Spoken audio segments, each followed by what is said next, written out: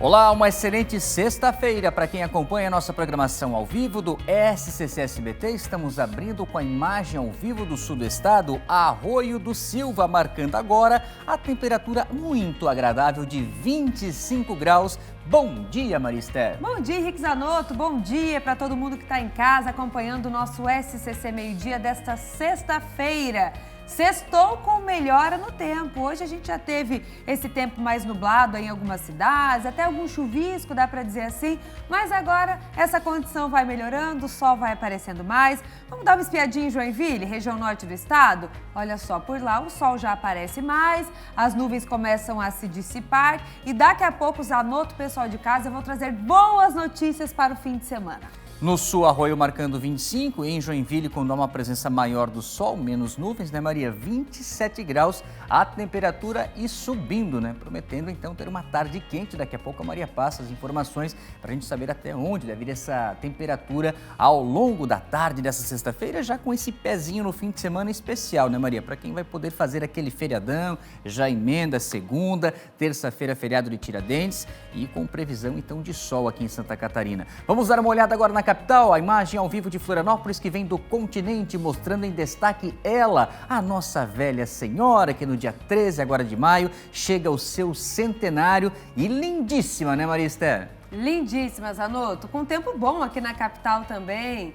Vocês estão vendo aí esse céu azul, o sol brilhando já também desde cedo aqui na capital. Já todos os detalhes na previsão do tempo para vocês. Eu não sei se a gente tem imagem ao vivo das pontes também da Pedro Ivo e Colombo Salles, porque hoje pela manhã, Maria Esther, nós tivemos aquela ocorrência que trava o trânsito na ilha de Santa Catarina. Um movimento intenso, ainda mais por se tratar de uma sexta-feira, véspera de feriado. O que acontece?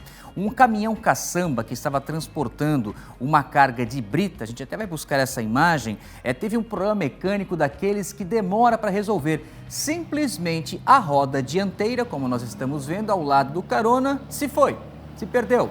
E o motorista precisou da ajuda do pessoal da Guarda Municipal de Florianópolis, do guincho, para retirar esse caminhão. Mas imagine você, nas primeiras horas da manhã, aquele trânsito intenso na Via Expressa, BR-282, todo mundo tentando chegar na ilha de Santa Catarina e de repente o caminhão caçamba quebra. E a gente está vendo já o trabalho, então, do pessoal ali da Guarda, com os funcionários ali também dessa carreta caçamba, né? Para colocar ali o pneu rapidinho, porque sem o pneu nem o guincho conseguiria puxar, né? Então demorou um pouco e acabou trancando a entrada da ilha nessas primeiras horas da manhã de sexta-feira. Aí já estamos vendo, né, o guincho já com a roda colocadinha, retirando. E foi bem na cabeceira, né? Ou seja, não há rota alternativa, né, Maristela? É desse jeito, vai ter que enfrentar o trânsito, vai ter que ter paciência. Infelizmente, quando acontece esse tipo de acidente ali nas pontes, aí a situação é complicada, né, Zanotto? Vamos aos destaques de hoje? E por falar em trânsito, gente, olha só, nós nem começamos ainda o feriado de Tiradentes e nas últimas 24 horas, 4 pessoas perderam suas vidas em acidentes que aconteceram na mesma rodovia, BR-282. Entre as vítimas, uma mulher de 21 anos que estava acompanhada do filhinho, um bebezinho de apenas 5 meses de vida, Maria. Muito triste, Zanotto. A gente vai contar os detalhes para vocês em instantes. E um susto na madrugada. Um padeiro lutou com um invasor e evitou o furto em Canoinhas. Toda essa ação foi registrada por câmeras de segurança, como vocês estão vendo aí, ó.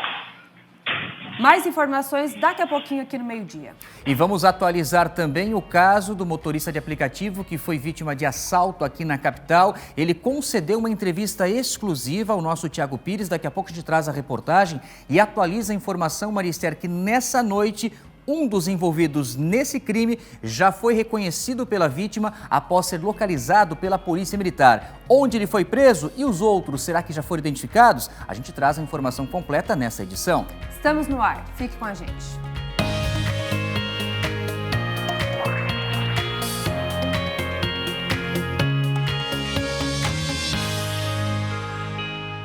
E E a gente começa com essa informação que é um alerta, mas é uma informação que todo mundo já sabe, né? A dificuldade de transitar na BR-282, seja pelo trânsito, pelas filas e, pior ainda, pelos acidentes graves que acontecem.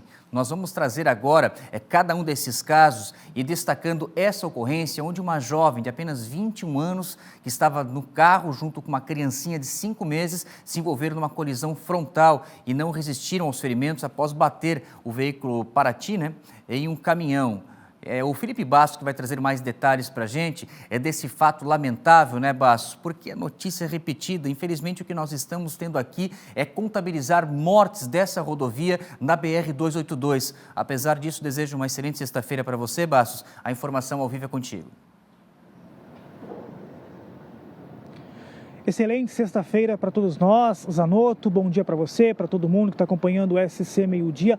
Novamente, né, Zanotto, a gente abre a edição do SC Meio Dia com tragédias na BR-282. E a gente conversava também, né, agora pela manhã, que o feriadão aí do Tiradentes ainda nem começou. Começando então com essa informação aqui da região oeste do estado, BR-282 no município de Ponte Serrada, por volta das 6h30 da tarde desta quinta-feira, um grave acidente de trânsito envolvendo um veículo de passeio e também um caminhão, uma colisão frontal aí que vitimou pelo menos 3 pessoas. 2 pessoas acabaram morrendo na hora. O motorista deste veículo teve ferimentos e foi socorrido e encaminhado para atendimento médico. Dentro deste carro, deste automóvel, no banco de trás, né, no carona e no banco de trás, 2 pessoas. Uma mulher de 21 anos que não resistiu aos ferimentos e morreu ainda no local do acidente e um bebezinho de apenas 5 meses. Quando o atendimento médico chegou no local desta ocorrência, encontrou as 2 vítimas encarceradas. Estavam presas às ferragens e já estavam sem vida. Após o resgate e atendimento da ocorrência, a cena ficou encaminhada para os cuidados da Polícia Rodoviária Federal e também da Polícia Científica, que vão apurar as circunstâncias desta colisão.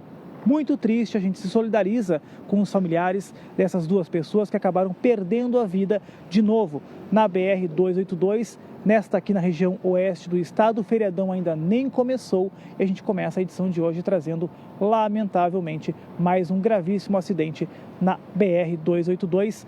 Zanotto, a gente está procurando a identificação tanto da mulher como também do bebezinho. Qualquer novidade a gente traz para o nosso telespectador. Zanotto.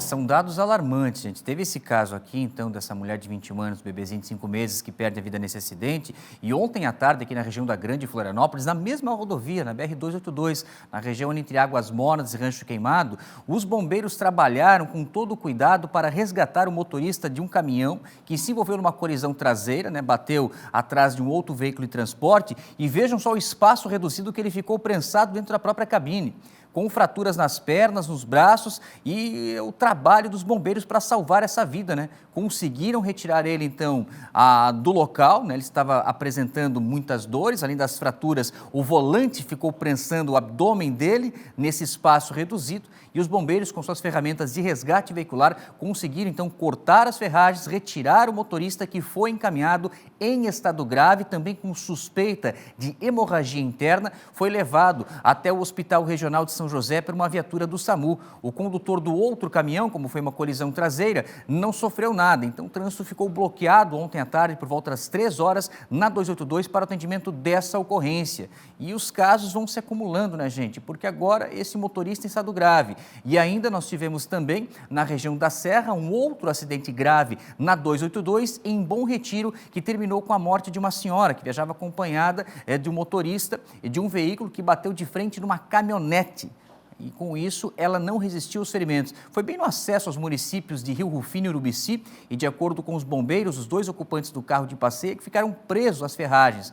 Infelizmente, uma das vítimas não resistiu à gravidade dos ferimentos. A outra pessoa, também idosa, que estava nesse carro, foi resgatada ainda com vida e encaminhada ao hospital com dificuldade de respirar, sendo levada às pressas pelo SAMU até o hospital de Lages. No outro veículo envolvido, uma caminhonete, viajava também um casal, mas eles sofreram apenas escoriações leves e nem precisaram ser encaminhados ao hospital, apesar da gravidade que a gente viu também do dano material que ficou no carro, né? Então aqui um casal de idosos, infelizmente uma vítima dentro desse carro não resistindo, a outra em estado grave. Aí você vai contando comigo então, aqui essa morte.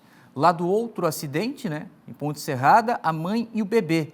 E tivemos também, durante a noite que passou, um atropelamento na mesma rodovia, na BR-282, em Lages. Um senhor de 62 anos, seu Juscelino de Paula, conhecido na região como Sila, chegou a ser socorrido no local do acidente após ser atropelado, foi encaminhado ao hospital Nossa Senhora dos Prazeres, mas não resistiu aos ferimentos. As informações apuradas que ele estava atravessando a rodovia de forma repentina em meio aos veículos que passavam, quando um Chevrolet Onix atingiu esse pedestre. Os socorristas relataram que o homem apresentava forte odor alcoólico e testemunhas disseram que ele havia passado a tarde às margens da rodovia em um estabelecimento consumindo bebida alcoólica, né? E já havia se exposto ao risco anteriormente. Então, nesse caso aqui, o pedestre, né? O pedestre que se envolveu nesse acidente estava embriagado. Gente, mesma rodovia, né? A mesma rodovia, BR-282, que a gente tem falado todos os dias, parece até cansativo, né? Mas é o nosso papel como comunicadores informar o que está acontecendo no estado de Santa Catarina e cobrar as autoridades. A gente vai mudar agora de rodovia, mas para trazer um outro acidente grave que aconteceu na 280, que também resultou na morte de uma pessoa. Foi uma batida violenta, né, envolvendo um caminhão lá na 280, ali na localidade de Rio da Mandioca, em São Bento do Sul, região norte do estado. Os bombeiros atenderam essa ocorrência por volta das 8 horas da noite. Quando os socorristas chegaram, a Polícia Militar já estava na cena e confirmou se tratar de uma batida frontal envolvendo um veículo de passeio, um Chevrolet Cruze, e um caminhão Mercedes-Benz, né, utilizado para o transporte de combustível, mas estava no vazio no momento do acidente. No interior do carro, os bombeiros encontraram uma pessoa já sem vida no banco dianteiro, o passageiro. Não tivemos a identidade confirmada dessa pessoa. O corpo estava com uma das pernas presa nas ferragens, sendo necessário realizar o desencarceramento para retirar a vítima. O motorista do carro também ficou ferido, um homem de 29 anos, foi encontrado fora do veículo, né, desorientado, apresentava bastante dor também, suspeita de luxação e foi encaminhado ao hospital. Já o motorista do caminhão não precisou ser levado ao hospital porque ele não estava gravemente ferido, ao contrário do carro. Daqui a pouco a gente vai trazer mais informações ainda de um outro acidente que aconteceu nessa manhã, mas dessa vez na região sul. E sabe qual é a semelhança? Nós falamos dos casos da 282, né? Tirando a questão do atropelamento, os outros acidentes, colisão frontal, que acontecem quando? Em pista simples, que é esse caso que a gente vai trazer já já, lá de Praia Grande, né? SC 290. E ainda, nós tivemos também, né, aqui em Palhoça, né, um outro caso de atropelamento, onde uma mulher foi a vítima, né? Daqui a pouco a gente vai falar também desse caso. Lembrando para vocês que na próxima terça-feira nós vamos viver mais um feriado, feriado de Tiradentes. E aí muita gente já está se preparando para emendar esse feriadão e pegar a estrada. E para evitar aquela dor de cabeça e ficar horas parado no trânsito, é importante se programar e escolher os melhores horários e rotas para o seu destino. O Murilo Mestriner, ele traz para a gente as informações, as expectativas da Polícia Rodoviária aqui em Santa Catarina e também a orientação do trânsito, porque nós começamos, infelizmente, muito mal essa sexta-feira, com essas 4 mortes na 282, mais esse caso da 280 e ainda uma morte em rodovia estadual, a 290 lá em Praia Grande, que a gente vai falar daqui a pouco. Agora veja a orientação da militar. Cerca de 1.700.000 veículos devem circular nas rodovias catarinenses entre hoje, sexta-feira, dia 17 de abril, e a próxima terça-feira, dia 21 de abril, dia de Tiradentes. No trecho norte da BR-101, entre Igaruva e Florianópolis, a concessionária Artéries Litoral Sul prevê um volume até 28% maior do que em dias normais. E para ajudar quem vai viajar a se programar, a gente preparou uma arte com os horários de maior movimento. Nesta sexta-feira, o trânsito deve ser intenso, até às 6 da tarde. No sábado, muita gente deve sair cedo, com fluxo alto entre as 5 da manhã e 2 da tarde. Já o retorno do feriado deve concentrar o maior volume de veículos na terça-feira, entre 10 da manhã e 6 da tarde. Na BR-101 Sul, a CCR Via Costeira prevê um aumento de 32% no volume de carros entre Paulo Lopes e Passos de Torres. Também tem arte na tela para quem vai pegar esse trecho. Nessa sexta-feira, o pico deve ser entre 5 da tarde e 7 da noite. No sábado, o fluxo mais intenso é esperado entre 8 da manhã e 2 da tarde. Na volta para casa, na terça-feira, o movimento deve ser forte durante todo o dia. Para quem vai viajar, a orientação é evitar os horários de pico, respeitar os limites de velocidade e, é claro, redobrar a atenção no trânsito. Volto com vocês no estúdio. Obrigado, Murilo. Vamos com mais informações ao vivo, porque são 9 meses de atrasos e agora foi retomada a obra de prolongamento da Via Expressa em Blumenau, onde o Paulo César retorna agora com a gente para trazer as informações atualizadas dessa obra importante. Ô, meu caro PC, é a ligação ali com a saída da Fortaleza, né? Passando pela 470, porque isso desde o tempo que eu morava em Blumenau tinha promessa. E as obras começam, se arrastam, vão se atrasando e tal. E agora o pessoal voltou a trabalhar por aí, ô PC? Ou não tem ninguém aí no ponto onde você está trabalhando? Meu caro Paulo César, uma excelente sexta-feira. A informação ao vivo é contigo. Bom dia, Henrique Zanotto. Sexta-feira acima do ótimo e abençoada para todos nós. Falamos aqui do prolongamento da Via Expressa. Essa aqui é a estrada que foi prometida aos blumenauenses em 2014. Aliás, a ordem de serviço foi assinada em 2014. São 12 anos de espera, 12 anos de uma promessa não cumprida, são 9 anos de atraso, porque a obra deveria ter sido entregue em 2017, viu, Zanotto? Após todo esse tempo, após 9 anos de atraso, Felipe Andrade está mostrando aqui na tela do SCC Meio-Dia, apenas 3 dos 17 quilômetros prometidos, previstos, foram construídos até aqui. Sem esses 3 quilômetros, a gente está mostrando aqui, ó, isso aqui é dinheiro investido dos catarinenses que não tem nenhuma utilidade hoje aqui em Blumenau. São 3 quilômetros de estrada sem nenhum serviço público, sem nenhuma utilidade. E agora o governo do estado prometeu finalizar um trecho, a primeira etapa, 3 quilômetros, para abrir a estrada e para que os motoristas possam, enfim, circular em apenas um trecho do projeto que prevê 17 quilômetros. É o prolongamento da Via Expressa que vai ligar a BR-470, o centro de Blumenau, até a SC-108, no pé da serra. As obras começaram nessa semana. Nós temos imagens, inclusive, para mostrar aí.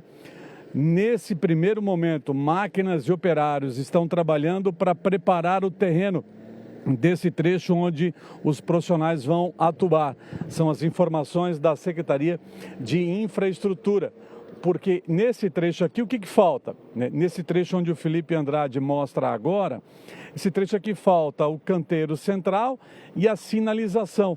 E também o projeto prevê a construção de alças de acesso entre a BR-470 e a Via Expressa, alças de acesso também sobre o viaduto da Guilherme Scharf. Então, os trabalhos recomeçaram por aqui, viu, Henrique Zanotto? E nesta semana, e nessa fase agora é aquela fase chamada de supressão da vegetação. O Felipe Andrade vai virar a câmera, a gente vai conseguir mostrar aqui ao vivo também uma parte desse trabalho. A gente não consegue daqui visualizar, ver os operários e as máquinas, mas quando chegávamos aqui nós vimos caminhões subindo aquela colina ali, onde há um trabalho de supressão da vegetação. Depois eles vão realizar o trabalho de abertura do leito, da subbase do trecho, que também vai ser asfaltado. São 29 milhões de reais que vão ser investidos, mais 18 meses de obras, para que o governo do estado consiga concluir apenas o primeiro trecho, de apenas 3 quilômetros. Então podemos dizer que é um puxadinho do prolongamento da Via Expressa. Dos 17 quilômetros, no ano que vem, o governo do estado deve entregar 3 quilômetros a primeira etapa do prolongamento da Via Expressa. É uma obra extremamente importante. Quem conhece a região norte da cidade sabe o quanto que o trânsito é travado. 470, a rodovia Dr. Pedro Zimmermann, a rua Dr. Pedro Zimmermann, SC-108, margem esquerda, 1º de janeiro. Então, esses 3 quilômetros, quando forem liberados para os motoristas, esse trecho vai ajudar muito, beneficiar principalmente os moradores aqui da Fortaleza, Fortaleza Alta, Fidelis, pessoal da margem esquerda e também da Itopava Central. A gente vai seguir acompanhando por aqui, Henrique Zanotto. É uma imagem bem representativa que o Felipe Andrade mostrava ali anteriormente, né, Paulo César? Nessa curva que você está, o asfalto construído e tem um mato, né? Um mato no meio do asfalto, que mostra que está ali a obra, mas sem a continuidade não tem como usar, né? Não é isso, PC? Aí você dá o detalhe da informação, ó, tá ali o guarda-rei, tá ali o asfalto e no meio o mato crescendo, porque carro não passa, né, PC?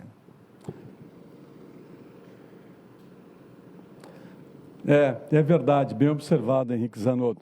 São 68 milhões de reais que já foram investidos aqui, ó, dinheiro dos catarinenses, que hoje não serve para nada esse trecho aqui. É uma obra inacabada, atrasada, deveria ter sido entregue à população em 2017, uma obra extremamente importante, como destaquei. Mas por vários problemas, por atraso, falta de planejamento, quando o ex-governador Carlos Moisés assumiu Santa Catarina também, pediu para suspender as obras, para investigar possível superfaturamento, cobrança indevida da empresa. A obra ficou paralisada por várias vezes, a obra foi paralisada. Então foram várias pedras no caminho, viu, Zanotto? Uma obra que patina desde 2014. Desde 2014. Deveria ter sido entregue em 2017. Falhas no planejamento, falta de licença ambiental, problemas com a empresa, com a construtora, enfim, vários obstáculos. E agora existe uma nova esperança, né? Uma nova promessa de, pelo menos, entregar para os blumenauenses 3 dos 17 quilômetros do prolongamento da Via Expressa até o ano que vem. Nós vamos seguir acompanhando por aqui. E o mato crescendo ali. Já está concorrendo com o contorno viário da Grande Florianópolis, né? Que foram 12 anos de atraso da previsão. Em Blumenau já está chegando próximo de uma década, né? 2017, 27 ano que vem, 10 anos que já era para ter sido entregue essa obra. Obrigado, Paulo César, pelas suas primeiras informações. Me dá a imagem ao vivo do trânsito em São José, que eu estou vendo lentidão agora, hein? Eu estou vendo aqui na tela de trás a lentidão para o motorista que vem de Palhoça, sentido São José, encontra trânsito lento sentido norte, da BR-101. Estou de olho aqui no grupo Pista Limpa, sempre a prestação de serviço, mas não há informação de nenhum acidente. É o trânsito intenso realmente na Grande Florianópolis, nessa véspera de feriado. Lembrando que, falei do contorno viário, é a opção, né? Mas percebam o seguinte detalhe, a maioria dos veículos de passeio, né? Porque acreditamos que os veículos de transporte acabam justamente fazendo esse contorno, o acesso, né? E fugindo desse trânsito. Mesmo assim, lentidão é para quem utiliza a BR-101 aqui na Grande Florianópolis. Vamos com mais informações? Vamos para o norte do estado de Santa Catarina. Vocês viram essas imagens? A Maria Esther trazia um destaque aqui no começo do programa, né? É de um susto que levou o proprietário de um estabelecimento comercial quando o invasor entra na panificadora, né? Deixa eu ouvir o áudio, deixa eu ouvir.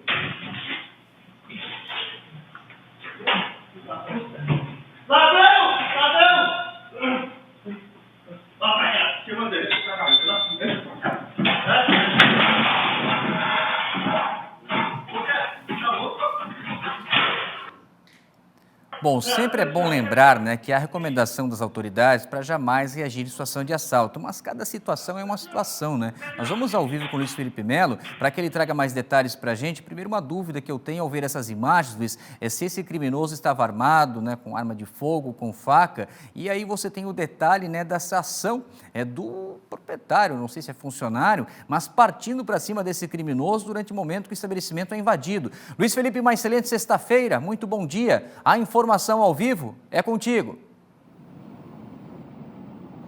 É comigo, meu querido Henrique Zanotto. Excelente sexta-feira para ti, para Maria, para todos da nossa produção e para você que está assistindo o SCC Meio-Dia, às 11 horas e 23 minutos na maior cidade do estado.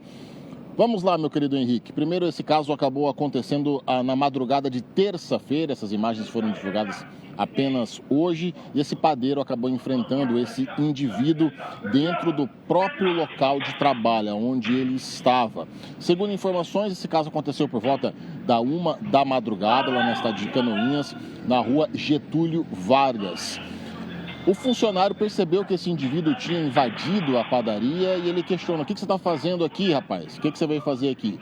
E a partir daí eles começam essa luta corporal. Segundo informações, esse indivíduo que adentra na padaria, ele estava com uma espécie de uma faquinha artesanal. Só que o padeiro foi esperto, acabou não tomando nenhum tipo de ferimento letal, ficou com ferimentos leves em seu corpo.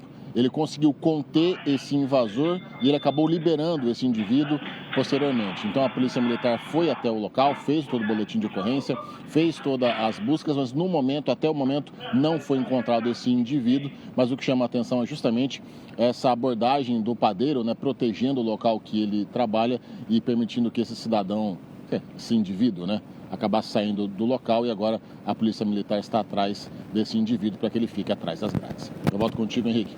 Bom, então nós estamos mostrando mais uma vez a imagem, né? Você da região aí norte, Canoinhas, quem tiver qualquer informação, né, Luiz, que possa auxiliar na identificação desse criminoso, 181 é o disque denúncia da Polícia Civil desse assalto, então, durante a madrugada lá em Canoinhas. Obrigado, Luiz, pelas suas primeiras informações. Daqui a pouco ele volta ao vivo com outra participação da região norte do estado. Agora vamos atualizar aquele assalto, né, aqui na capital que vocês acompanhavam, sobre aquele motorista de aplicativo que conversou com exclusividade com a nossa equipe, trabalho da nossa produção. Nosso Rodolfo conseguiu contato e o Tiago ontem à tarde retornou ao local e conversou com o motorista de aplicativo. E durante a noite o pessoal do 21º Batalhão, que cobre a região do norte da ilha, trocando informações com o 4º Batalhão aqui do centro, chegaram à localização de um dos envolvidos, né? Lembram que eram 3 ali no banco de trás e mais um no banco da frente.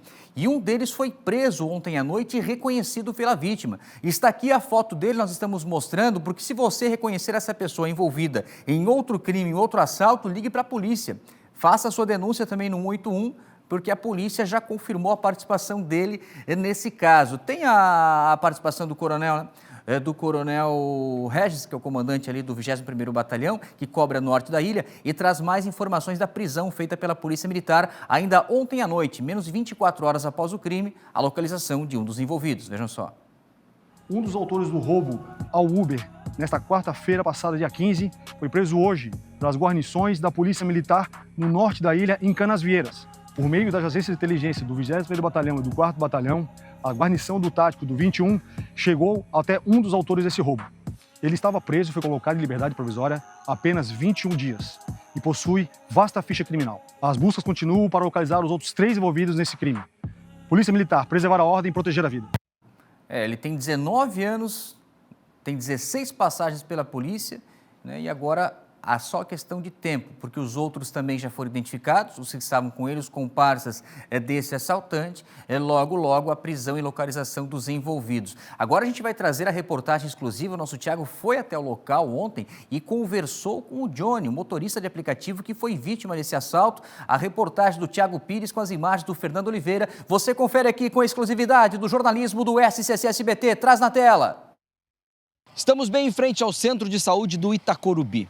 Foi aqui nesse local, exatamente aqui neste ponto, onde o Johnny estava com o carro aguardando por uma chamada no aplicativo. 7h20, tocou o aplicativo, é isso, Johnny? Isso, estava parado bem aqui, aí tocou uma corrida, no nome de Isabela, a buscar aqui no Colombo em direção ao Shopping Beira-Mar, né? Daí eu subi, chegando lá, eu parei bem na frente de um salão, no qual eu olhei, tinha uma moça com o celular se ajeitando assim para sair do salão. Você achou que era ela? Achei que era ela. Aí, nesse momento, veio um menino do meu lado ali, né? Aí confirmou o nome de Isabela, disse que era, ele perguntou se podia ir na frente. Aí ele entrou na frente e os outros 3 entraram atrás do carro. Isso? Tem 4 pessoas. Dá pra ir na frente?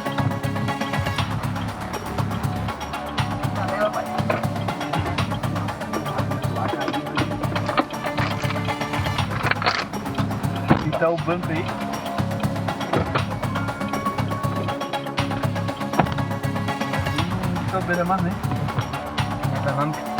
Aí chegando aqui no cruzamento, próximo cruzamento, eles anunciaram o assalto, né? Falaram perdeu, e me pegaram pelo pescoço aqui assim, né?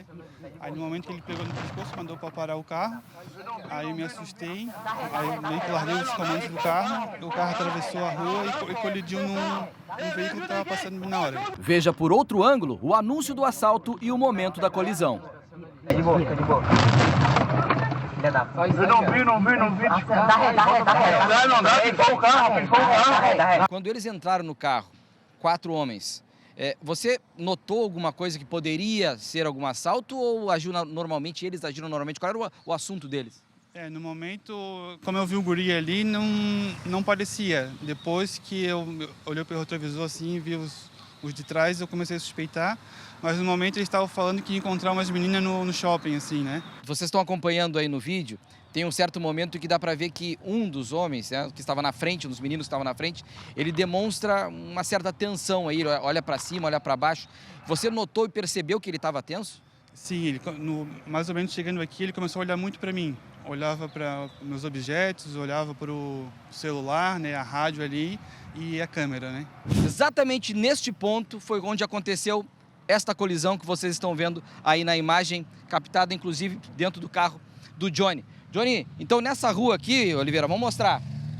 Ali no meio dessa quadra, mais ou menos, eles anunciaram o assalto, foi isso? Isso, mais ou menos onde está a Bis ali, eles anunciaram o assalto. E a arma que mostra no vídeo, você chegou a ver ela na hora? Na hora não, porque, né, tava pra frente e botaram aqui assim, né? Só... Percebeu que era uma arma? Não, eu percebi que tinha alguma coisa, até achei que ele tava com uma faca, alguma coisa, e não vi que era uma arma, né? Johnny, a gente tá vendo aqui, ainda tem resquícios da arma, é isso? Isso, na hora da batida, a arma tava na cabeça, ela faz assim, né? Aí pega aqui e arranha aqui embaixo. E pega um pouco embaixo do pescoço. Aí. Isso. No vídeo, você consegue escutar o momento aí em que há um disparo. Esse disparo ele não foi em direção a você, foi para cima? Foi para cima. Agora, Johnny, o que passa na cabeça do Johnny, 5 anos, motorista de aplicativo, nunca tinha passado por um assalto, como você me relatou. O que passa na cabeça no momento daquele? Foi bastante desesperador, eu nunca passei nada semelhante. Eu até me sentia bem seguro na cidade aqui, eu sempre morei aqui, adoro morar aqui. Mas daqui para frente eu vou tomar mais cuidado nas corridas ali, local de embarque, desembarque, né? Vendo o que passou e o que poderia ter acontecido, porque esses caras saem, para eles tanto faz matar ou morrer. O filme que passa na cabeça dá para contar pra gente o que é naqueles segundos, milésimos de segundo? É bem complicado, sim. Eu pretendo continuar nos aplicativos ali, né? Tomando mais cuidado. E até questão de passageiros, assim, que deixam às vezes a gente à mercê no perigo, né? Eles deixam a gente esperando num lugar escuro e muitas vezes põe bastante gente em risco. E tanto na chamada de terceiros também, né? Pede no nome de uma mulher, vem um homem, pede num homem, vem uma mulher, né? Acontece bastante isso. Johnny, obrigado por conversar com a gente, tá? Bom trabalho para ti. Obrigado. A gente está feliz de poder estar contando essa história, que você está aqui ainda. Como você disse, dando os materiais, a gente corre atrás para seguir a vida em frente, né? Isso aí. Tomando cuidado redobrado. Com certeza. Fica de boa. Eu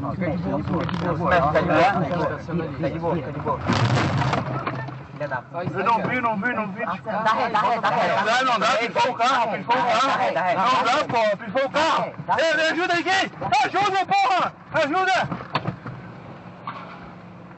Dar, né, esse fim de semana, agora até segunda-feira. Para mim não será surpresa nenhuma se na edição de segunda a gente chegar já com a informação da localização e prisão dos outros envolvidos com o trabalho da Segurança Pública aqui do Estado, os militares e também a Delegacia Especializada, a Delegacia de Repressão a Roubos da Capital, trabalhando nessa investigação. Já a outra especializada aqui de Florianópolis, a DH, tem um caso que aconteceu ontem lá na comunidade da Armação, no Pântano do Sul, de um homem que foi morto a golpes de paulada, né? Ele já tinha passagem por violência doméstica e a informação é que uma pessoa foi presa que seria o irmão do autor do crime.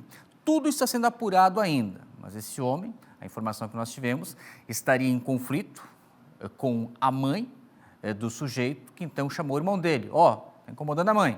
Aí o irmão pegou um pedaço de madeira de pau, ele sai da casa, encontra a vítima numa bicicleta e começa a desferir uma série de golpes que levam à morte dessa pessoa, né? Depois disso, ele sai do local, ainda a informação então que agora a polícia está apurando para localizar, porque já sabe quem é. Já tem o principal suspeito da autoria do crime e a gente aguarda mais detalhes, mais informações, mas foi um homicídio que aconteceu nas últimas horas aqui em Florianópolis, né? Então esse sujeito foi preso em flagrante como coautor. Coautoria do crime, deve responder também por posse de entorpecentes e desacato à guarnição policial que atendeu a ocorrência. A polícia ainda informou que a vítima, né, já tinha histórico de agressividade contra a família, porque são vizinhos, entendeu? São vizinhos e os nomes dos envolvidos não foram divulgados, então é uma questão de briga de vizinhos. Aí chegou e falou: irmão, esse sujeito ali, o vizinho está incomodando a mãe. Aí ele, num ato de raiva, de extrema violência, pega um pedaço de madeira e sai desferindo uma sequência de golpes contra a vítima, que não resiste. O caso aconteceu no início da noite desta quinta-feira, lá na comunidade da Armação do Pântano do Sul, aqui no sul da ilha de Santa Catarina. Olha, informação para você em tempo real, acompanha aqui no nosso SCC Meio-Dia. A prestação de serviço vem do Pista Limpo. O vídeo é informação de acidente agora há pouco, no quilômetro 208, em Forquilinha, São José. É bem próximo ali o acesso também do Hospital Regional e lado direito o acidente. Então, aquela fila que nós vimos anteriormente, no sentido oposto, já era lentidão porque é bem próximo ao 208, ou seja, a curiosidade do pessoal, né? Vocês entenderam? O acidente no sentido sul, que o trânsito ficou parado, em virtude do atendimento do pessoal da autopista, né? E no outro lado, aquela retenção é porque o pessoal vê o acidente na faixa oposta, né? No sentido oposto, e vai diminuindo a velocidade, né? Então, o motorista que está indo de São José, sentido Palhoça, sentido sul da BR-101, tem esse acidente, no 208. E o que a gente mostrava anteriormente na imagem ao vivo era a curiosidade. Agora já liberou, estão vendo? Ó? Já retiraram, então, os veículos envolvidos no acidente lá próximo ao trevo de Forquilinha e já flui normalmente o trânsito na região de São José. Seguimos com o nosso SCC Meio-Dia. Daqui a pouquinho no esporte, tudo sobre a preparação dos catarinenses que entram em campo nesse fim de semana.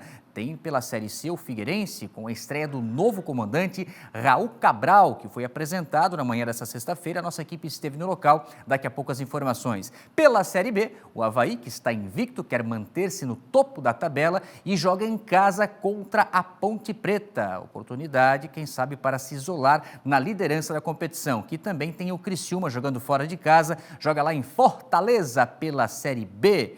Daqui a pouco a Angélica chega com esse e outros destaques no SCC Esporte. E você vai ver daqui a pouco no SCC Meio-Dia mais uma fase da Operação Solo Legal. As imagens do drone da Defesa Civil, operado pelo amigo Alexandre Vieira, mostrando a comunidade da Vila Aparecida, área continental. Daqui a pouco o detalhe da informação desse trabalho, então, hoje pela manhã, envolvendo as forças de segurança pública, tanto a Prefeitura como também, óbvio, o Governo do Estado, com Polícia Militar, com Polícia Civil. Gente, que área é essa, hein? Olha só onde estavam construindo casas. Vocês estão vendo a quantidade de pessoas envolvidas na operação hoje para combater essas construções ilegais em áreas ocupadas de forma clandestina. E as imagens que nós estamos vendo já da demolição, né? Das casas sendo demolidas, daqui a pouco mais detalhes. O trânsito agora para você que está acompanhando o nosso SCC Meio-Dia. Vamos mostrar a região da costeira do Pirajubaé, SC 401 Sul, a caminho ali lado direito, bairro Carianos, Aeroporto Internacional de Florianópolis. Intervalo, voltamos na sequência com a sua companhia aqui no nosso SCC Meio-Dia.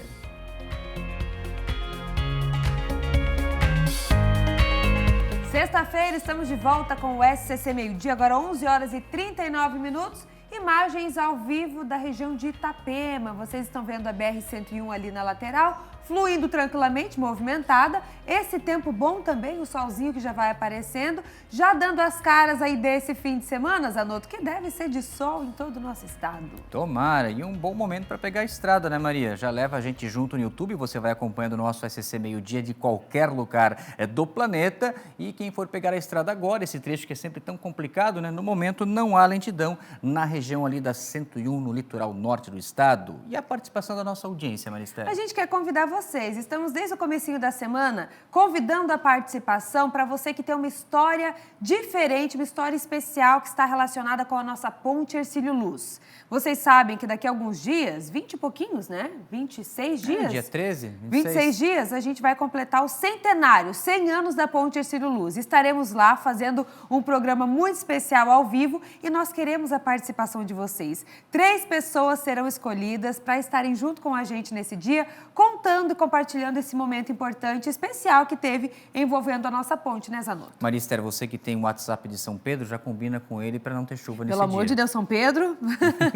Dia 13 de maio, deixa o tempo firme, o tempo bom ali no horário do meio-dia, a gente poder fazer essa transmissão e mostrar toda essa beleza que nós temos do principal cartão postal. E eu tenho certeza, Maristério, que tem gente que fez fotos de casamento, tem alguma relação especial, algum momento com a ponte, né? Pedidos de casamento também foram feitos lá, então a gente quer receber essas histórias de vocês, né? O nosso WhatsApp é o 48991622676 E também temos o Instagram, o @SCCSBT, para você que está aí nas redes sociais, já está com o celular na mão, também por lá tem uma chamada e você consegue enviar esse material também pelas redes sociais, tá bom? Feito convite para vocês. Vamos atualizar agora, Marister, aquele episódio de colapso em um prédio lá em Itajaí, né, que as pessoas precisaram sair rapidamente, onde a gente mostrava até o resgate daquele cachorrinho, né, que foi retirado. E agora a Cris que vem com a gente, né? Vamos chamar a Cris com as atualizações desse caso? Cris, já temos atualizações envolvendo também esse prédio aí? Bom dia para você. Bom dia para ti, Maria, para o Zanotto, para todos que estão nos acompanhando aqui no SCC Meio Dia.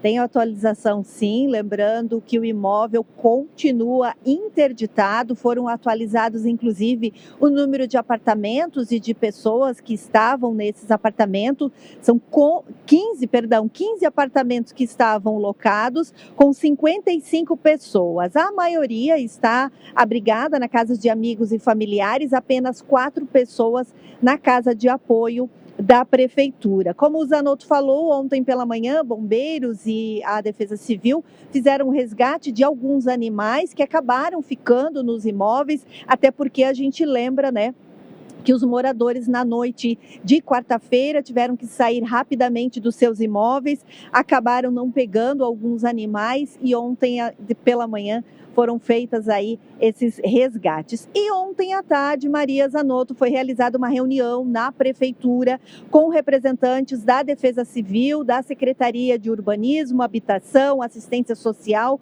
para definir algumas medidas emergenciais exatamente para manter a segurança desses moradores. O imóvel, a gente lembra, é particular, a Defesa Civil inclusive notificou o proprietário para que ele apresente dentro de um prazo estabelecido pela Defesa Civil, esse prazo não foi nos passado, as medidas que serão adotadas em relação a este prédio. É um prédio antigo, viu? Datado de 1975. O secretário de Urbanismo nos passa mais informações. Vamos acompanhar. Nós tivemos uma reunião há pouco, tanto com os proprietários do edifício Irajá, que foi interditado ontem pela Defesa Civil, bem como com outros órgãos, como Corpo de Bombeiros, Procuradoria e outros órgãos correlatos.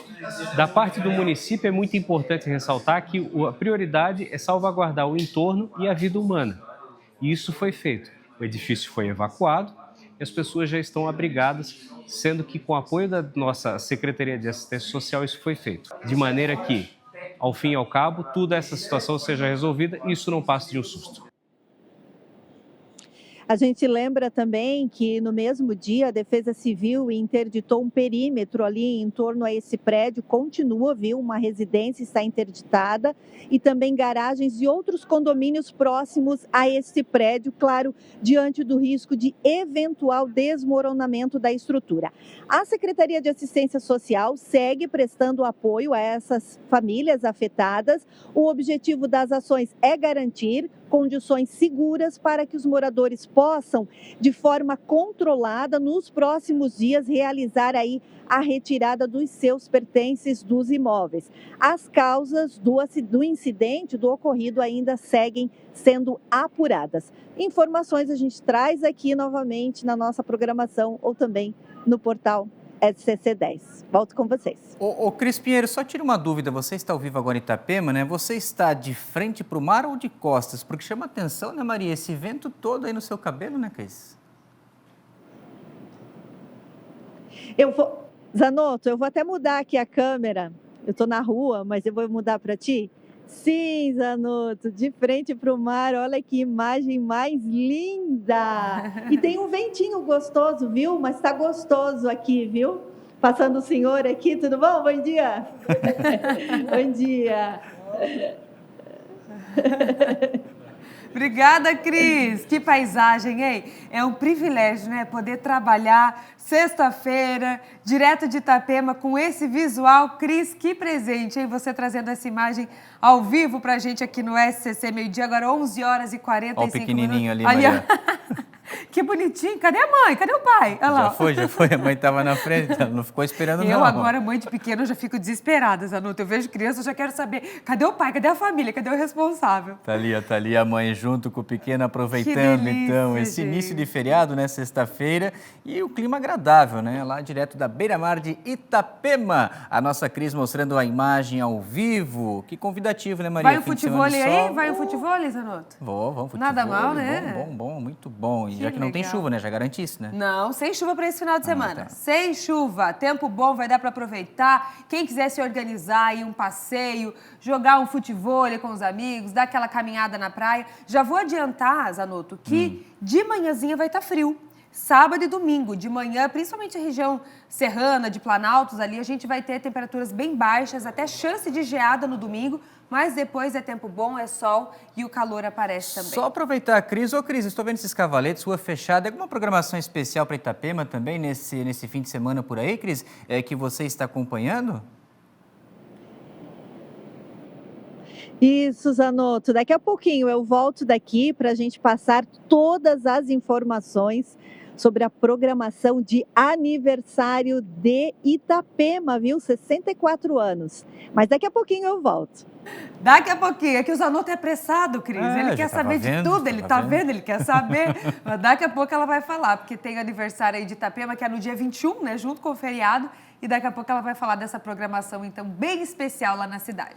E aqui em Florianópolis, hoje, uma grande operação, mais uma fase da Solo Ilegal, acontecendo nas primeiras horas dessa manhã, dessa vez na região continental, Marista. Isso mesmo. Inclusive, a gente já está aqui com o Luiz e depois com a Manu para falar de outras operações que estão acontecendo aqui no nosso estado. Mas a gente vai começar com a Érica, então, falando da operação Solo Legal, dessas irregularidades que acontecem em áreas de preservação permanente. Érica, conta pra gente as atualizações.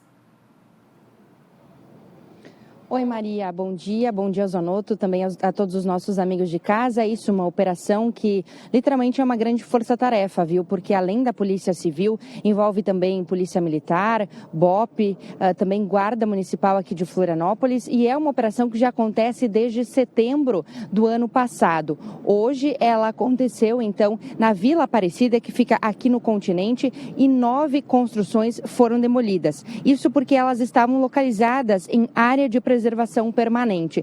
É uma ação contínua de fiscalização por parte da Polícia Civil. Desde setembro do ano passado, mais de 150 construções já foram demolidas e é um trabalho importante que vem sendo feito em conjunto.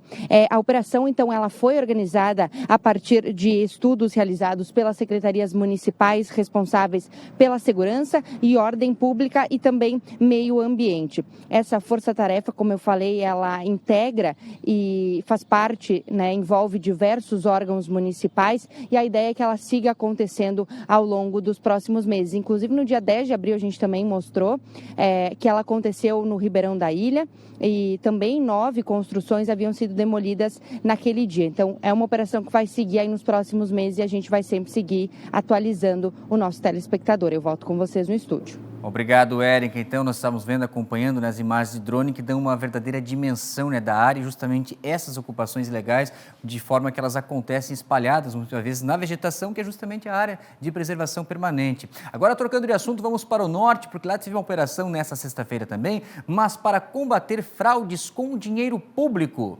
O GAECO cumpriu mandados contra um esquema que teria burlado uma licitação milionária na Prefeitura de Monte Castelo, usando documentos falsos. E é sobre isso que o Luiz vai falar agora ao vivo para a gente. Luiz, como essa empresa conseguiu enganar a fiscalização do município? Conta para a gente. Pois é, Marista, a operação foi denominada Counterfeit pelo GAECO e foi realizada hoje pela manhã. Na ação foram cumpridos 3 mandados de busca e apreensão em canoinhas que foram expedidos pela Vara Regional de Mafra. A investigação, Marista, demonstrou que a empresa vencedora do certame, licitado pela Prefeitura de Monte Castelo, utilizou uma certidão negativa falsa permitindo burlar um dos requisitos para licitação. Assim, o processo licitatório foi homologado e a empresa contratada num valor de aproximadamente R$1,5 milhão de reais. A investigação tramita em sigilo e assim que houver a publicidade, o GAECO vai estar divulgando o nome dos envolvidos e desses mandados que foram cumpridos hoje. Então, 3 mandados de busca e apreensão em Canoinhas, expedido pela comarca de Mafra. Marister, eu volto contigo. Obrigada, viu, Luiz, pelas informações. Agora, mais uma operação envolvendo também essas fraudes. A gente vai com a Manu, né, Zanotto? Isso, só para colocar ali que a tradução é falsificar, né? A operação. Counterfeit. Fala de novo. Counterfeit. Isso, falsificar, né? Daí está do Brasil, né? Trazer a tradução para quem está nos acompanhando, então. Ô, minha querida Emanuela, conta pra gente, ali em Armazém Sul do Estado, né? E o alvo dessa operação, também um agente envolvido nesse esquema de fraudes para legalizar a criação de pássaros silvestres, utilizando até dados de pessoas que já são falecidas. Oi, Manuela Justino, bom dia. Que caso, hein? Oi, Zanotto, bom dia Maria Esther e a todo mundo que está assistindo a gente. Pois é, né? Então é uma operação que foi feita pela Polícia Federal justamente para investigar, então, fraudes na captura e também venda de aves silvestres. Então aconteceu ontem essa operação que foi feita em uma residência e um estabelecimento comercial. Essa denúncia, a primeira informação que tinha irregularidades partiu do IBAMA, porque aqui no Brasil, né, tem toda uma regulamentação em relação a aves silvestres, tanto para criar, capturar e também para comercializar. E o IBAMA informou, então, a Polícia Federal que percebeu ali no sistema oficial, que é o CISPES, uma irregularidade. Então, irregularidades em cadastros, e depois foi verificado que realmente tinham cadastros de pessoas fantasmas, digamos assim, sabe, com dados de outras pessoas que não tinham nada a ver com o esquema, cadastros em nome de pessoas que já morreram, uma série de irregularidades em relação à criação e também venda de aves silvestres, né? Então a polícia começou essa investigação e fez a operação ontem. Existe um sistema que é o CISPES, que tem todas essas informações aqui no Brasil em relação a esse tipo de atividade. Aí foi constatado que tinha, então, essa irregularidade, né, com nome de pessoas mortas, dados de pessoas que não têm nada a ver com a criação de aves silvestres, e a polícia fez essa operação. Foram apreendidos materiais também, até porque não é descartado a participação de outras pessoas, tá? Até o momento não foi divulgado se teve a prisão de alguém ontem, mas então eles podem responder por falsidade ideológica e a Polícia Federal vai analisar esses materiais, né, para, enfim, investigar mais, saber se tem mais envolvimentos, porque é um crime, é uma prática ilegal aqui no Brasil, né? E principalmente também utilizar dados de outras pessoas e dados de pessoas mortas. Então essa foi a operação CISGhost, que aconteceu no município de Armazém, aqui no sul do estado, e a polícia agora já está com esses materiais para fazer a análise e continuar a investigação. E a gente, claro, vai seguir acompanhando por aqui também. Volto com vocês aí no estúdio. Obrigada, Manu, pelas informações. Mais uma operação acontecendo no sul de Santa Catarina, dessa vez envolvendo aves silvestres. Maria, agora a gente muda de assunto para falar de uma fatalidade que aconteceu na região serrana. A gente sempre enaltece, né, a questão da safra, da colheita do pinhão, mas ao mesmo tempo, gente, os riscos que oferecem. Dessa vez a vítima é um parlamentar. O vereador Edu Vieira de Melo, de Painel, perdeu a vida ontem à tarde quando estava justamente fazendo a colheita do pinhão na Serra Catarinense. A prefeitura chegou a informar, né, que ele foi socorrido, mas infelizmente não resistiu aos ferimentos lá em Painel. É a Shaina Marcon que traz mais detalhes para a gente. Shaina. A Serra Catarinense está em luto. Morreu na tarde de ontem, desta quinta-feira, o vereador Edu Vieira de Melo, o Duca, de 60 anos. O parlamentar que exercia o mandato pelo Partido Progressista foi vítima de um acidente doméstico no interior aqui de Painel. De acordo com informações preliminares, Duca colhia pinhão quando sofreu uma queda de um pinheiro em uma área de difícil acesso, próximo à SC 114. Familiares conseguiram retirar o vereador do local e buscaram ajuda. O Corpo de Bombeiros de Lages foi acionado por volta das 3 da tarde e interceptou a ambulância aqui do município de Painel durante o trajeto. Apesar do esforço conjunto de médicos da Unidade Básica de Saúde e dos socorristas, o parlamentar entrou em parada cardiorrespiratória. Foram realizadas manobras de reanimação, mas o óbito foi confirmado ainda na estrada.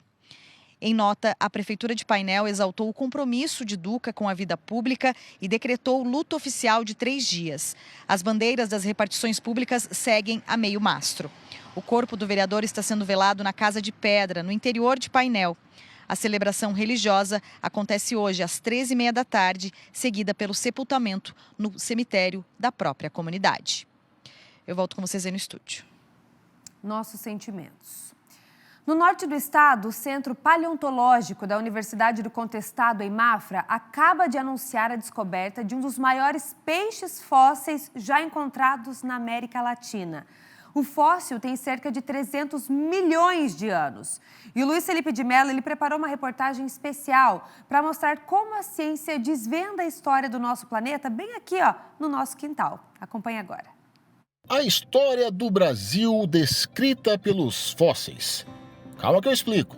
O Centro Paleontológico da Universidade do Contestado anunciou a descoberta de um dos maiores peixes fósseis já encontrados na América Latina, datado de aproximadamente 300 milhões de anos.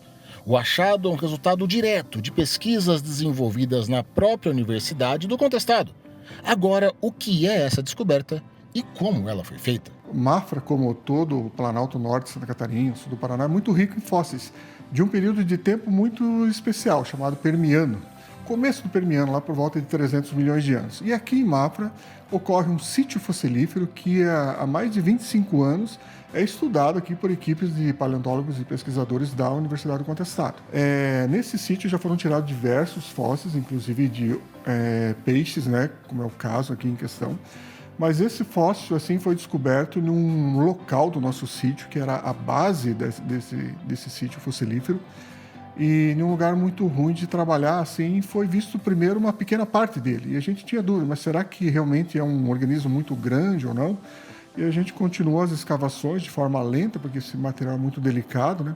E depois de algum tempo a gente viu que realmente se tratava de um organismo muito fora do normal, em termos de tamanho, daquilo que a gente já tinha coletado no local, né? Então a gente tem muitos peixes aqui no local, a média deles em torno de 30 e poucos centímetros, o maior era em torno de 60 e poucos centímetros, e tivemos essa descoberta, feliz descoberta, né, de um peixe que pode chegar a quase 1,70 m, né, que é muito fora do normal, até por período de tempo para, por exemplo, para a América Latina, né? Não existe peixes tão grandes, fósseis, descritos para a América do Sul. Aqui. A gente já sabe o grupo que ele pertence, é um grupo que pertence aos paleonicídeos. Esse é um grupo extinto de peixe. Ele não deixou descendentes, mas ele é muito importante para mostrar como era esse período de tempo da história antiga do nosso planeta, né? Então a gente sabe que ele pertence a esse grupo, a gente ainda não tem ideia se trata de uma espécie nova, a gente já tem algumas espécies descritas para o local, ou se é uma das espécies descritas, mas num tamanho maior do que a gente imaginava que a espécie poderia chegar.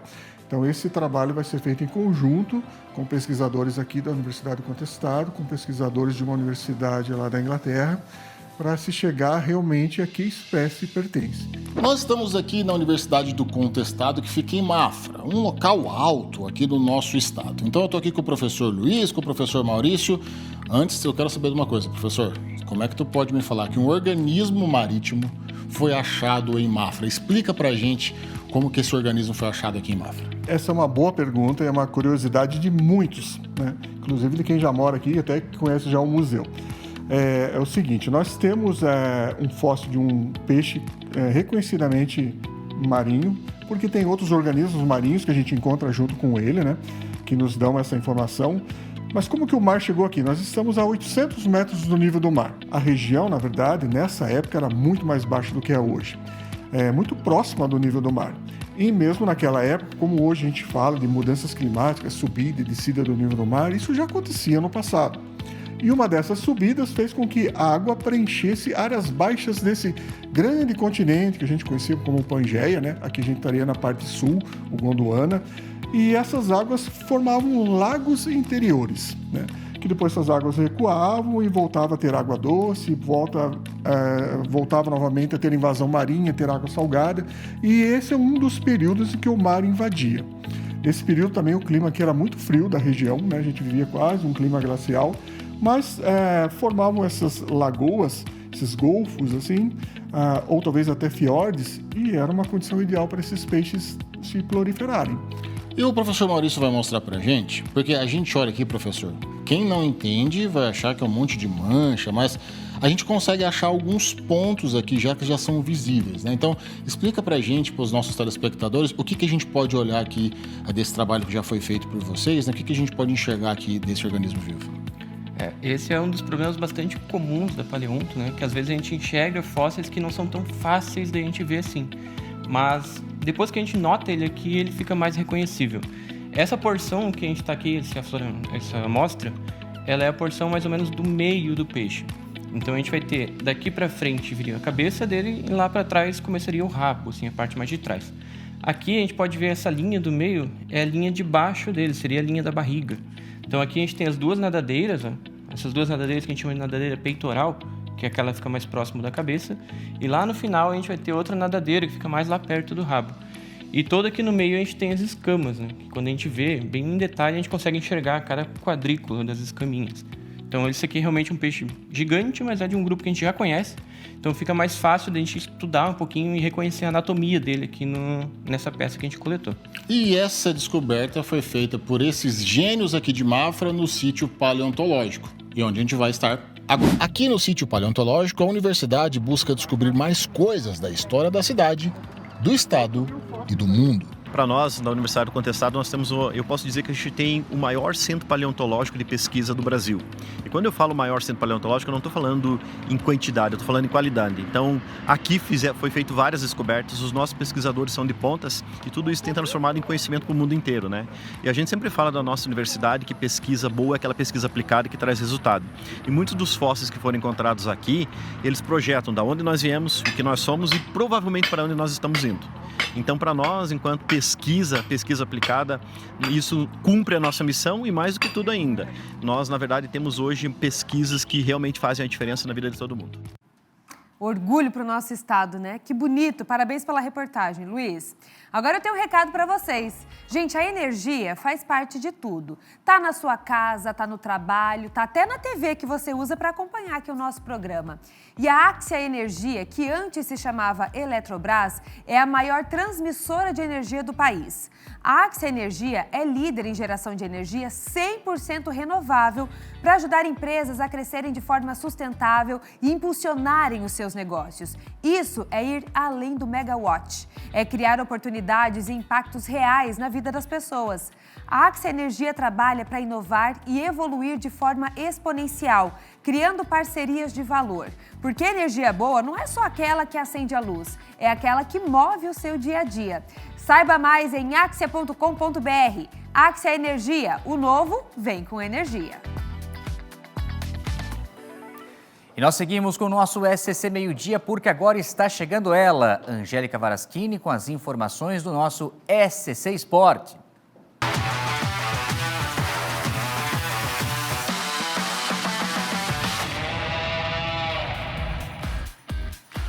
Valeu, Zanotto! Olá para você que está em casa, sextou e a gente está chegando para deixar você bem informado com todas as informações esportivas aqui no nosso SCC Meio-Dia. Vamos começar falando do nosso Campeonato Brasileiro, porque tem muitos jogos no Brasileirão no final de semana. Pela Série A, a Chapecoense enfrenta o Botafogo e tem a missão, gente, de conquistar um bom resultado para sair daquele lugarzinho que ninguém gosta de estar, olha só. Sem dúvida nenhuma a gente fica chateado, né, com o momento que a gente está vivendo, mas tendo completa convicção e confiança de que a gente pode, sem dúvida nenhuma, já dar a volta por cima do final de semana. Esse é o pensamento no oeste do estado. Afinal, a Chape não está numa situação agradável na tabela de classificação. É vice-lanterna com 8 pontos. Mesmo jogando a Copa Sul-Sudeste, o foco é total na Série A. E agora, sair da zona de rebaixamento. Para enfrentar o Botafogo, o técnico Fábio Matias não poderá contar com o meia Robert e o zagueiro Bruno Matias, que seguem no departamento médico. Para o jogo, muitas orientações. Teoria! Em alguns momentos, bola coberta. Se ele veio, Tô limpo. Tô achando a bola no Marcinho lá. Eu compacto com a segunda bola. O que eu faço? O adversário está na 11ª posição com 13 pontos e vem embalado depois de vencer o Racing na Libertadores. Aqui também tem muito trabalho, né? Aqui também tem muita qualidade, tem muita união. Vou voltar a repetir. A gente é interdependente um do outro aqui o tempo todo, cara. Eu dependo muito dos meus atacantes, dependo muito do meu meio-campo, dependo muito da minha zaga.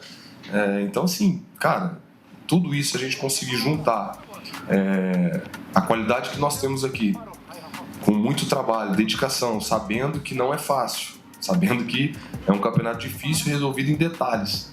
Se a gente estiver com tudo isso ligado, com a manutenção de tentar fazer as coisas melhores por mais tempo dentro de campo, eu acredito muito que a gente vai conseguir os nossos objetivos. Chapecoense e Botafogo entram em campo amanhã às 6h30 da noite na Arena Condá. E a nossa torcida para a Chape conquistar 3 pontos dentro da Série A. Pela Série B, duelo da parte de cima com a parte de baixo da tabela. O Avaí enfrenta a Ponte Preta na Ressacada pela 5ª rodada. O Leão é o vice-líder da competição.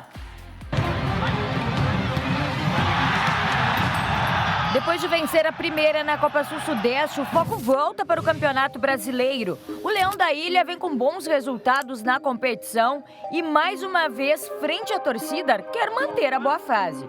O Avaí é o vice-líder com 8 pontos. O adversário, a Ponte Preta, ao contrário, é a vice-lanterna com 1 pontinho. Para o confronto de amanhã, desfalques, entre eles os titulares DG e Zé Ricardo, que estão suspensos pelo 3º cartão amarelo. Mas o técnico já vem trabalhando opções, sem revelar muito de como vai pôr o Avaí em campo.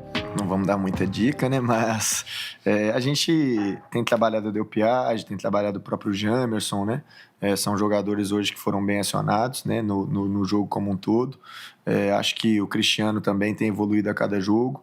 Então, são opções que a gente vai ganhando. Então, vamos deixar a pulguinha atrás da orelha aí para a Ponte Preta. Jogo importante que terá o apoio da torcida, que vem se mobilizando para lotar o estádio. Avaí e Ponte Preta entram em campo amanhã, às 8h30 da noite, na Ressacada. E para fechar, ainda tem o Criciúma, que entra em campo no domingo. O Tigre enfrenta o Fortaleza fora de casa, no estádio Presidente Vargas do Ceará, às 8h da noite. Isso pela Série B, porque a gente tem também os jogos pela Série C do Campeonato Brasileiro. Eu disse, final de semana de muito brasileirão. Vamos colocar aqui pra gente? Fora de casa, o Barra vai enfrentar o Paysandu amanhã às 6h30 da noite. O Barra, que logo depois desse jogo, gente, já vem direto aqui para Florianópolis, porque na terça-feira tem jogo contra o Corinthians na Ressacada pela Copa do Brasil. Olha, se o Barra passar de fase na Copa do Brasil, que campanha vem fazendo o Barra. Depois tem Figueirense e Botafogo no Orlando Scarpelli no domingo. Estreia, viu, do técnico Raul Cabral no comando do Furacão. Figueira e Botafogo, 6h30 da noite no Orlando Scarpelli. E para fechar, aí na segunda-feira, o Brusque fora de casa enfrenta o Maringá às 8h da noite. E vocês viram, Figueirense, que tem a estreia aí do comando técnico com um novo treinador, que foi apresentado oficialmente hoje pela manhã, na sala de imprensa do estádio Orlando Scarpelli, técnico Raul Cabral. Ele que já comandou a primeira atividade com o elenco ontem à tarde no CFT do Cambirela, visando o jogo do final de semana. O início da temporada do Alvinegro não foi bom, com um rebaixamento no Catarinense e ainda sem ter vencido o Campeonato Brasileiro da Série C, Raul Cabral chega com a missão de reverter o cenário atual. E para isso, o novo treinador pediu união entre time, torcida e diretoria. Acredito que batendo e brigando e virando uma briga entre elenco, clube e torcida não vai ser desse jeito que vai funcionar. Acho que tem uma renovação na diretoria nesse momento. Eu acho que essa renovação, com o apoio do torcedor e dando confiança aos atletas, eu acredito que a gente possa construir algo. Para a estreia no comando do Figueirense diante do Botafogo da Paraíba, Raul Cabral projetou um duelo complicado. Eu acredito que vai ser um jogo bem difícil, né? O Botafogo é um dos líderes da competição, venceu as 2 partidas. A comissão técnica já vem fazendo um estudo em cima da equipe do Botafogo. Ontem a gente já trocou algumas ideias sobre isso. O treinamento de ontem eu fiz mais no sentido de observação do elenco. Agora esses treinamentos de hoje e amanhã já vão ser mais voltados para o Botafogo. Eu creio que vai ser um jogo bem difícil. O Lisca é um bom treinador, ele tem uma equipe organizada já. Eu acho que a gente precisa, num primeiro momento, como eu falei antes, estruturar uma base sólida, e conseguir construir um time agressivo, e passar confiança para os atletas para que a gente consiga fazer um jogo forte contra o Botafogo. A expectativa do torcedor na estreia do novo comandante, para ele conseguir mudar essa situação atual aí do Figueirense, que vem lutando depois do rebaixamento no Catarinense, para tentar fazer uma Série C diferente e conseguir pontuar e ter bons resultados na competição. E também tem Série D pelo Brasileirão do final de semana. Vamos colocar aqui na tela, porque pelo grupo 15, São Luís e Santa Catarina. Santa Catarina vai até Ijuí enfrentar o São Luís amanhã às 4 horas da tarde. No mesmo grupo, só que no domingo, o JEC também joga fora de casa contra o Cianorte às 4 horas da tarde. Pelo grupo 16, amanhã Blumenau, líder do grupo, enfrenta o Azures em casa, no SESI. Olha, bom jogo para a torcida ir lá e para o Beck permanecer aí na liderança do grupo. E depois, no sábado, um pouquinho mais tarde, Marcílio Dias e São José, o Zequinha do Rio Grande do Sul, às 7 horas da noite, pela Série D do Campeonato Brasileiro. Muitos jogos, né? Segunda-feira a gente traz todos os resultados para vocês. E olha só que legal que vai rolar no domingo, na Praia do Moçambique, aqui em Florianópolis. É o primeiro festival cultural Surf e Floresta Viva, que reúne esporte, cultura e consciência ambiental na reserva de surf do Moçambique. E nós estamos falando de um dos territórios mais preservados de Santa Catarina. 56 atletas vão competir no surf, longboard, bodyboard, handsurf, bodysurf e surf adaptado. E tem, olha, programação o dia todo e para toda a família. A Reserva Nacional de Surf do Moçambique é uma das 4 reconhecidas no país pelo Programa Brasileiro de Reservas de Surf, título que é concedido a territórios que apresentam relevância ambiental, qualidade das ondas e forte vínculo com a comunidade local.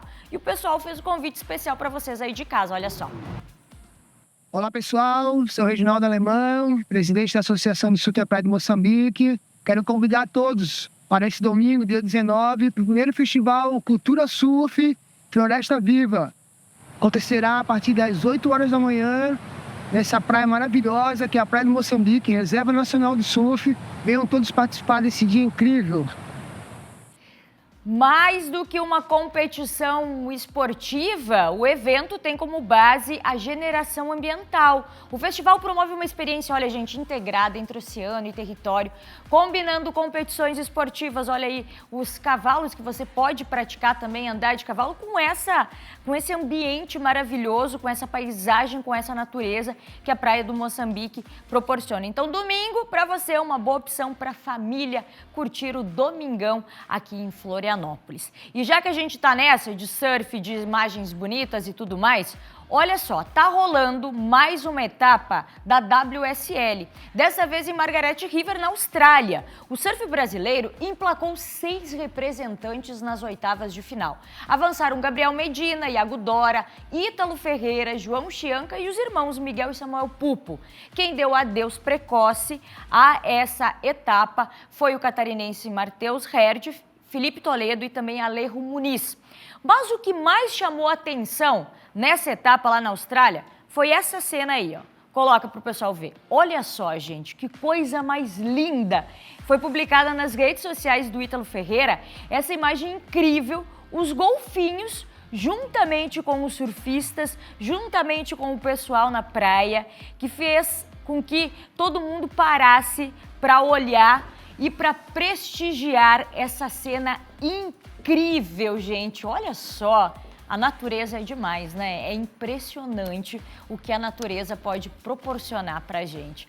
Tá aí, bela imagem, né? A próxima chamada da WSL é amanhã pela manhã.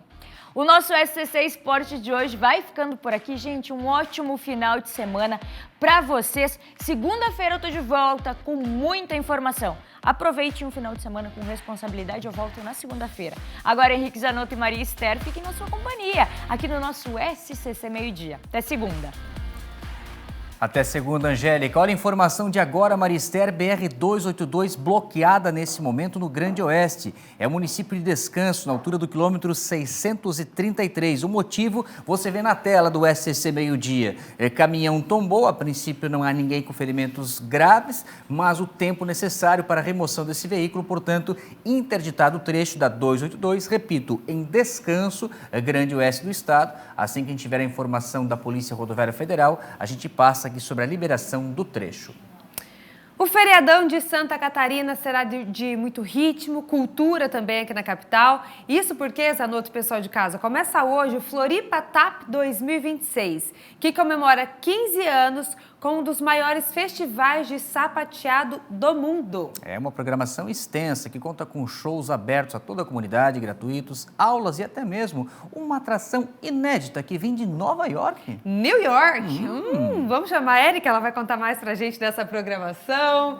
Quem é essa atração tão esperada? E claro, já fala dessa programação que é gratuita. Conta pra gente, Érica.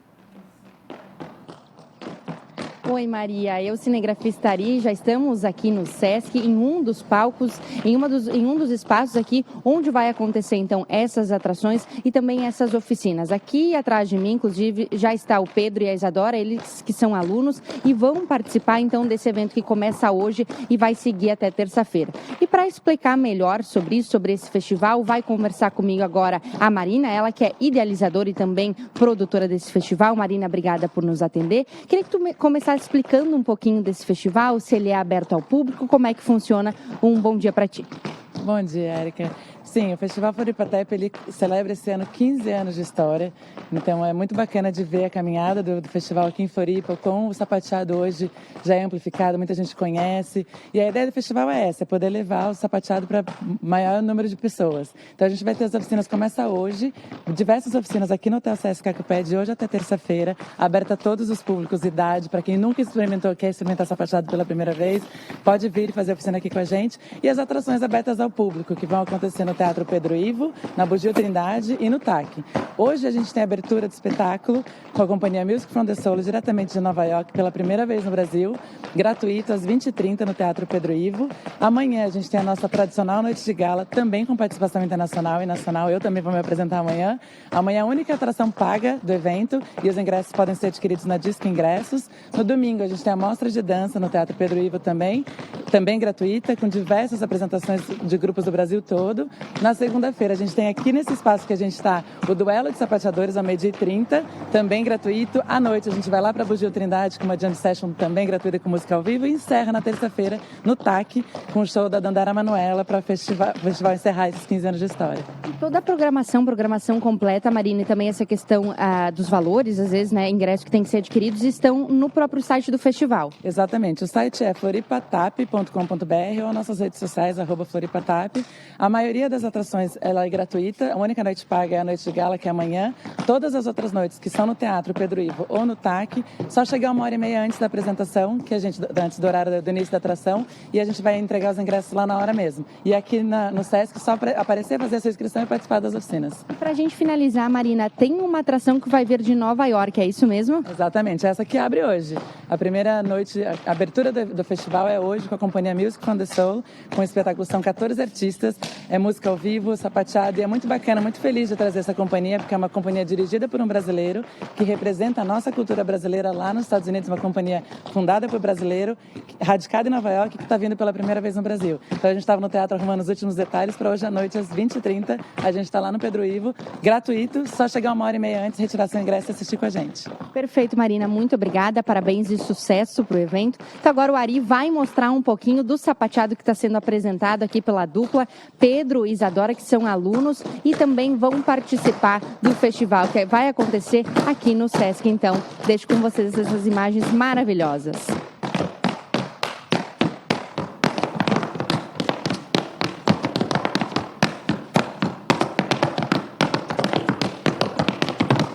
Os sapateados, Zanotto, ele é legal, que além da dança tem o som, né? Que faz o barulho batendo na madeira ali, é muito bacana mesmo.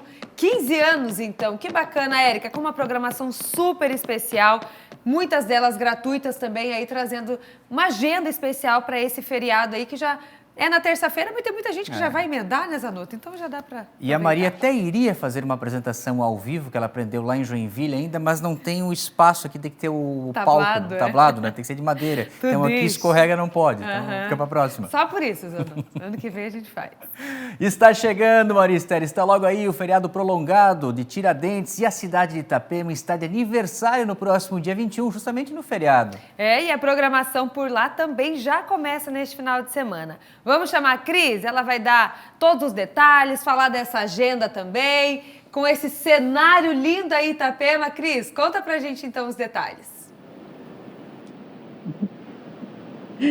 Maria, hoje nem é trabalho, né? Aqui tá demais, viu? Olha só, 27 graus e sensação térmica de 31, mas com essa brisa do mar aqui em Itapema, pessoal, daqui a pouquinho a Maria vai passar a previsão do tempo, mas eu acho que vai ser boa.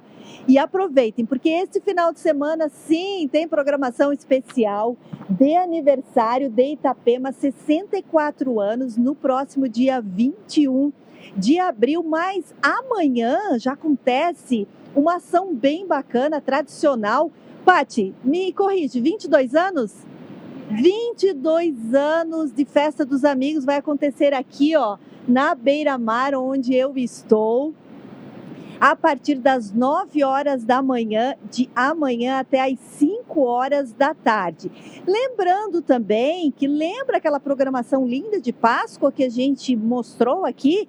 Continua, gente, até o dia 21 ali na Praça da Paz, com ovo de LED, com coelho gigante, com brincadeiras para criança, tudo gratuito. Sempre das 5h30 da tarde até às 10 horas da noite. E olha só, claro que tem a cereja do bolo, vai ter bolo, por isso que eu vou convidar a secretária de Turismo, Pati Marim. Pati, tu consegue por lá, por favor? A Pati vai fazer um convite muito especial para os moradores de Itapema e para todos os turistas. Inclusive, antes da Pati falar sobre o convite, Pati, eu recebi umas informações de uma pesquisa que teve aqui na nossa região, feita pela ANFRE, pelo SEBRAE, que Itapema, nesta temporada, ultrapassou algumas das nossas cidades aqui na nossa região, sendo aí a mais favorita de turistas, né, Pati? 40% dos turistas preferem Itapema? Bom dia. Bom dia, tudo bem? Essa pesquisa é uma pesquisa feita pelo Citmar, que é o nosso consórcio lá da ANFRE, em parceria com o SEBRAE.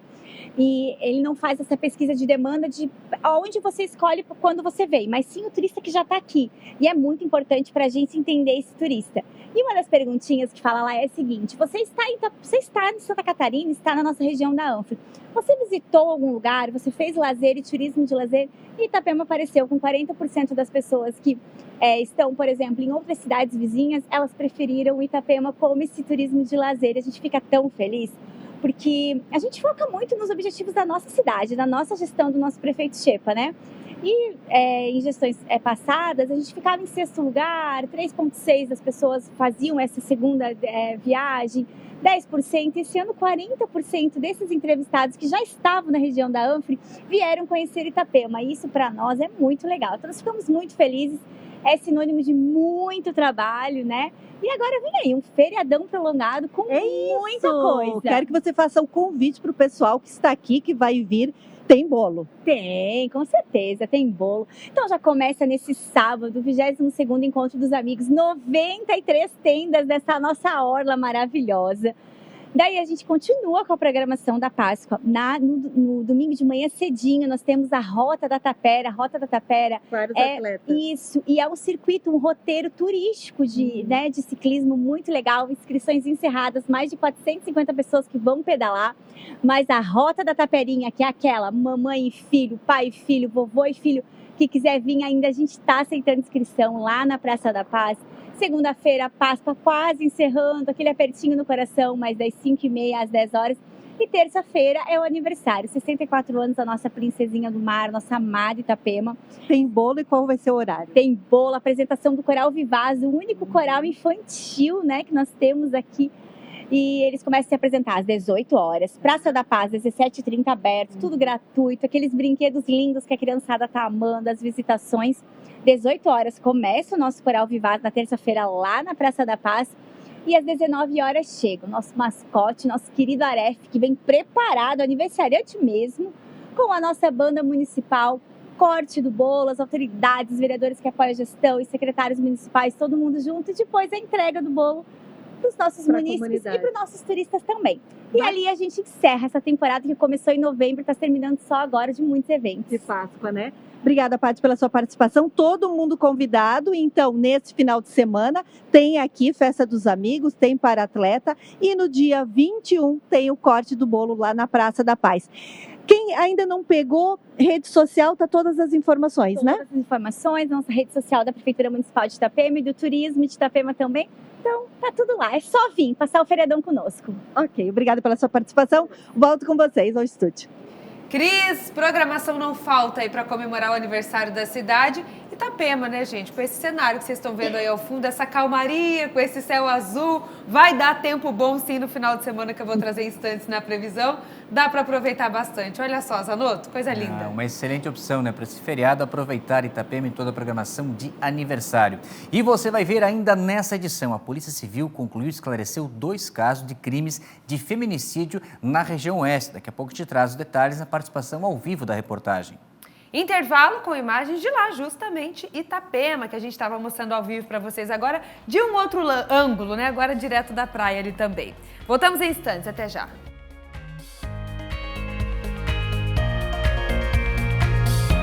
Que um dos vizinhos viu uma situação anormal na casa, porque era constante o casal brigar, sempre tinha violência doméstica.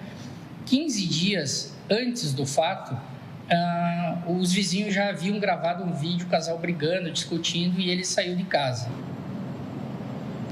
O suspeito, então, deste caso, deste crime de feminicídio, viu, Zanotto, ele segue foragido e a polícia considera ele bastante perigoso, violento. Ele já tem diversas passagens pela polícia, inclusive pelo crime de feminicídio. Ele segue sendo procurado pela polícia e lembrando que qualquer informação sobre este suspeito, 181 da Polícia Civil ou 190 da Polícia Militar.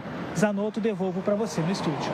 Muito obrigado, Bastos, pelas suas informações. Atenção, informação de agora aqui na Grande Florianópolis, acidente nesse momento na Via Expressa. A informação chega com pista limpa, a gente traz em detalhe o vídeo. Engavetamento, hein? Engavetamento envolvendo 3 veículos ali na região do bairro Capoeiras. Portanto, você que está deixando a Ilha de Santa Catarina, está preso nessa fila na Colombo Salles ou na Via Expressa, é informação de agora. O pista limpa acabou de nos passar e a gente já traz aqui a prioridade para a informação, a prestação de serviço, lentidão. A recomendação é você ir por dentro, né?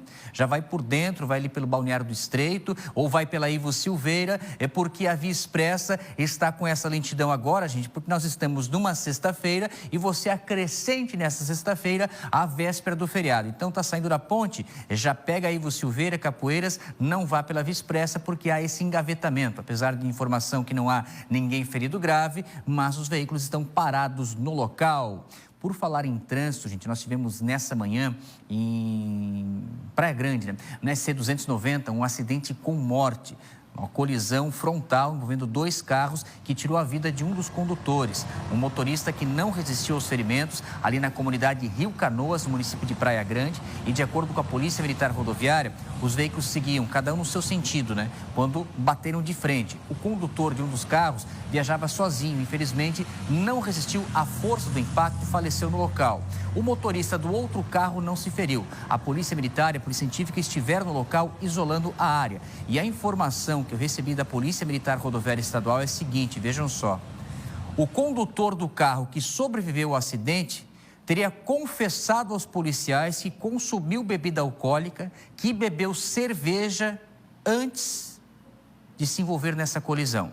Foi feito o teste do bafômetro, que confirmou a presença de álcool, né, no sangue desse condutor, e ele disse aos policiais que tomou uma cerveja ali próximo ao local e se envolveu nessa colisão por isso agora vai responder, né, por homicídio culposo e se envolvendo num acidente com morte. Nós falávamos já na abertura dessa edição do nosso SCC Meio Dia da quantidade de vidas que se foram nas últimas horas em acidentes de trânsito, tirando o caso lá da 282 de atropelamento em Lages, os outros sempre a mesma situação, colisão frontal. Foi o que aconteceu nessa manhã em Praia Grande, dessa vez envolvendo um motorista que havia consumido bebida alcoólica.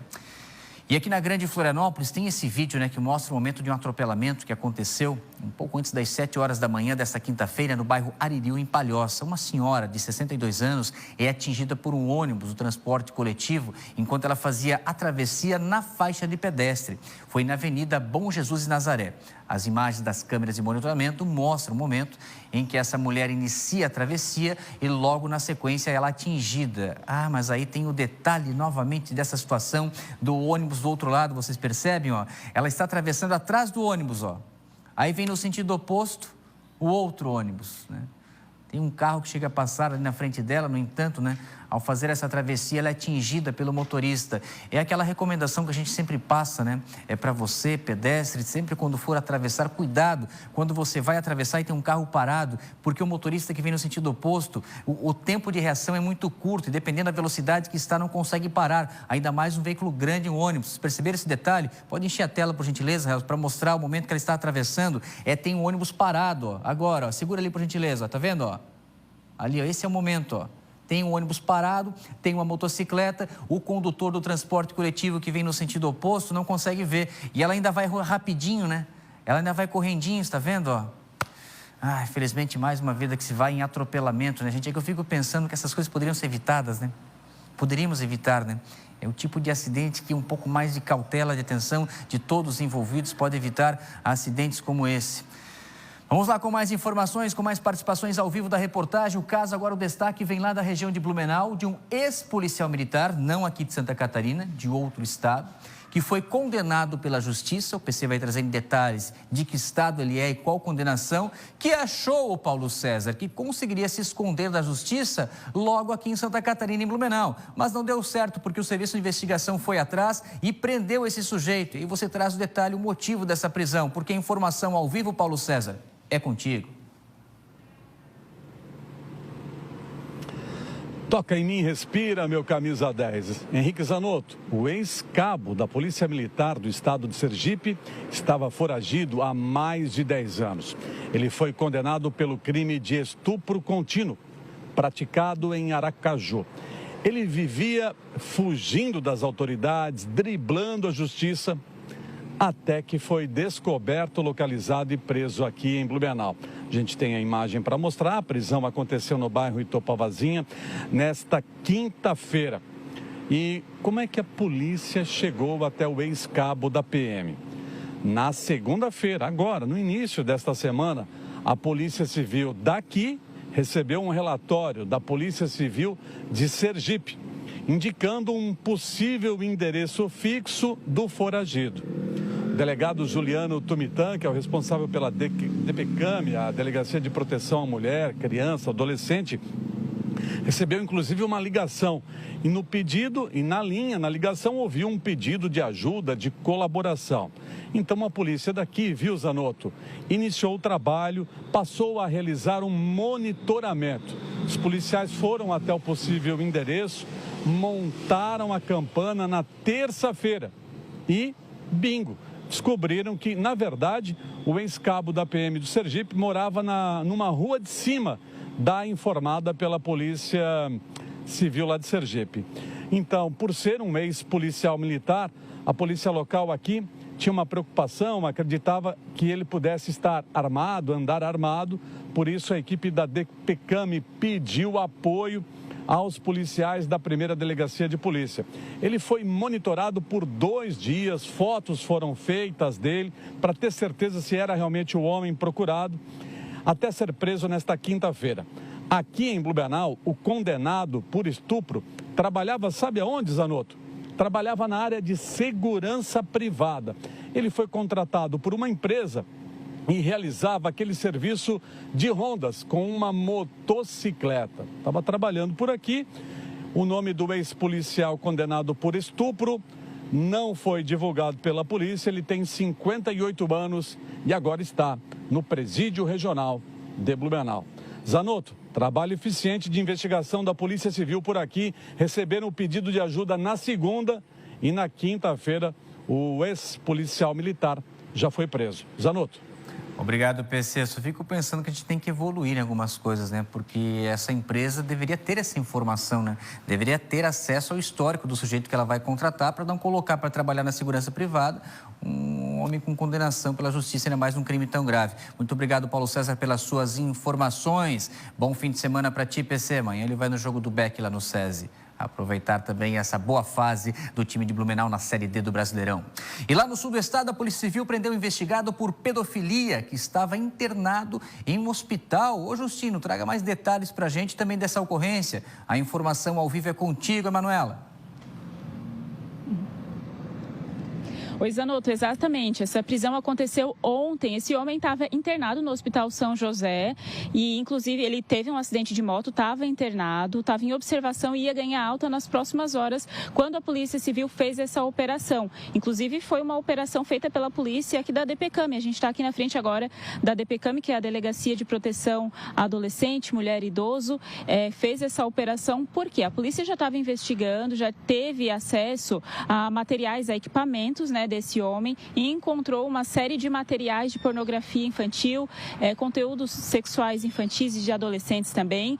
Além disso, muitos compartilhamentos, então ele enviava isso, além de ter, né, que já é crime, só ter esse tipo de material no equipamento eletrônico é crime, ele também mandava para outras pessoas. Além disso, a Polícia Civil também encontrou, né, provas de aliciamento de menores e também de crime de sextorção, ou seja, ele fazia uma extorsão ali com imagens íntimas de outras pessoas. Então foi efetuada essa prisão ontem. Essa operação foi comandada pelo delegado Gleidson Alisson e teve o auxílio também, né, toda essa operação do Cyberlab, que é da Polícia Civil. Além disso, além desse crime de pornografia infantil, né, de pedofilia, também ele é acusado, né, investigado por violência doméstica. Então aí 2 crimes, foi algo que chamou a atenção, né, essa prisão no Hospital São José, aqui no sul do estado.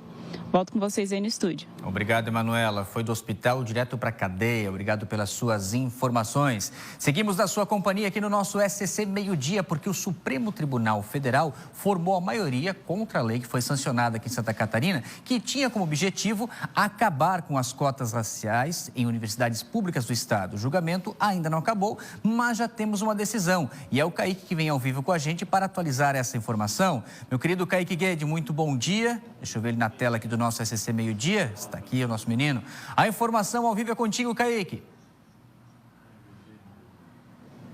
Olá, Zanotto, e a todos que assistem ao SCC Meio-Dia. Um forte abraço a essa audiência qualificada do SCC SBT. Vamos entender com calma e de forma muito esclarecedora o que está em jogo e quais são as razões dessa queda da lei que já tinha sido aprovada na Assembleia Legislativa e, inclusive, sancionada pelo governo do Estado.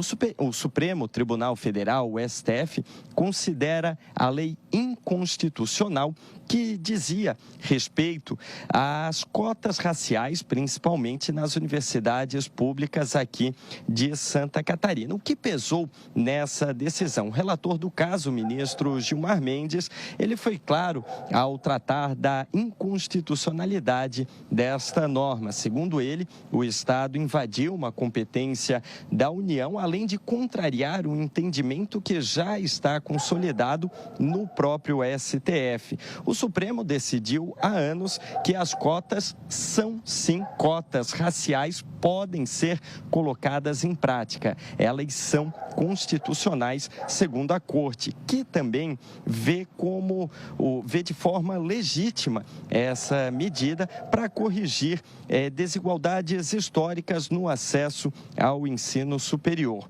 Outro argumento do STF está relacionado à forma como a lei foi aprovada. Segundo o voto, não houve uma análise mais profunda dos impactos da proibição, nem diálogo com as universidades, o que levanta debates sobre a autonomia dessas instituições. A lei, ela não proibia todas as cotas. Por exemplo, continuariam sendo permitidas cotas para pessoas com deficiência, para pessoas de baixa renda e também para aqueles alunos oriundos de escolas públicas. Na prática, ela atingia diretamente as cotas raciais, o que, para o STF, reforça o problema de constitucionalidade do fato. Com a formação da maioria, por enquanto 6-0, isso significa que as universidades estaduais vão poder continuar adotando políticas como as cotas raciais. O julgamento, Henrique Zanotto já adiantou, ainda precisa ser encerrado no plenário virtual, mas o resultado já está definido. Peço que coloquem em tela agora a manifestação nas redes sociais de Jorginho Melo, governador do estado. Ele disse o seguinte sobre essa derrubada da lei pelo STF. Abre aspas, o que eu falarei agora na sequência é o que foi escrito pelo governador do estado. Então vamos lá, abre aspas. Portanto, a nossa lei derrubada ontem não extinguia cotas, melhorava, focava nos mais pobres. Infelizmente, o nosso país não aceita sequer discutir o tema. Enquanto isso, alunos mais pobres continuarão perdendo suas vagas por questões de cor ou identidade de gênero. Fecha aspas, portanto, este foi o posicionamento do governador do estado, Jorginho Melo. Henrique Zanotto, é contigo aí no estúdio. Muito obrigado, Kaique, pelas suas informações. E você que está acompanhando e acompanha o nosso CC Meio Dia, lembra, né? Que o Piara que está chegando agora, eu já falava lá no início, né? O Piara que estava 3-0 e deu a lógica, né? Inconstitucional, isso não ia passar. Ô, Piara, bom dia. Bom dia, Zanotto. Bom dia a todo mundo em casa. Então, trazendo essa questão para o que a gente já vinha acompanhando, né? 3-0 semana passada, ontem firmou 7-0. Até agora, nenhum ministro do Supremo votou a favor da validade da lei. E aí eu trago uma reflexão aqui entre nós, assim, isso é lei ou é sabor lei?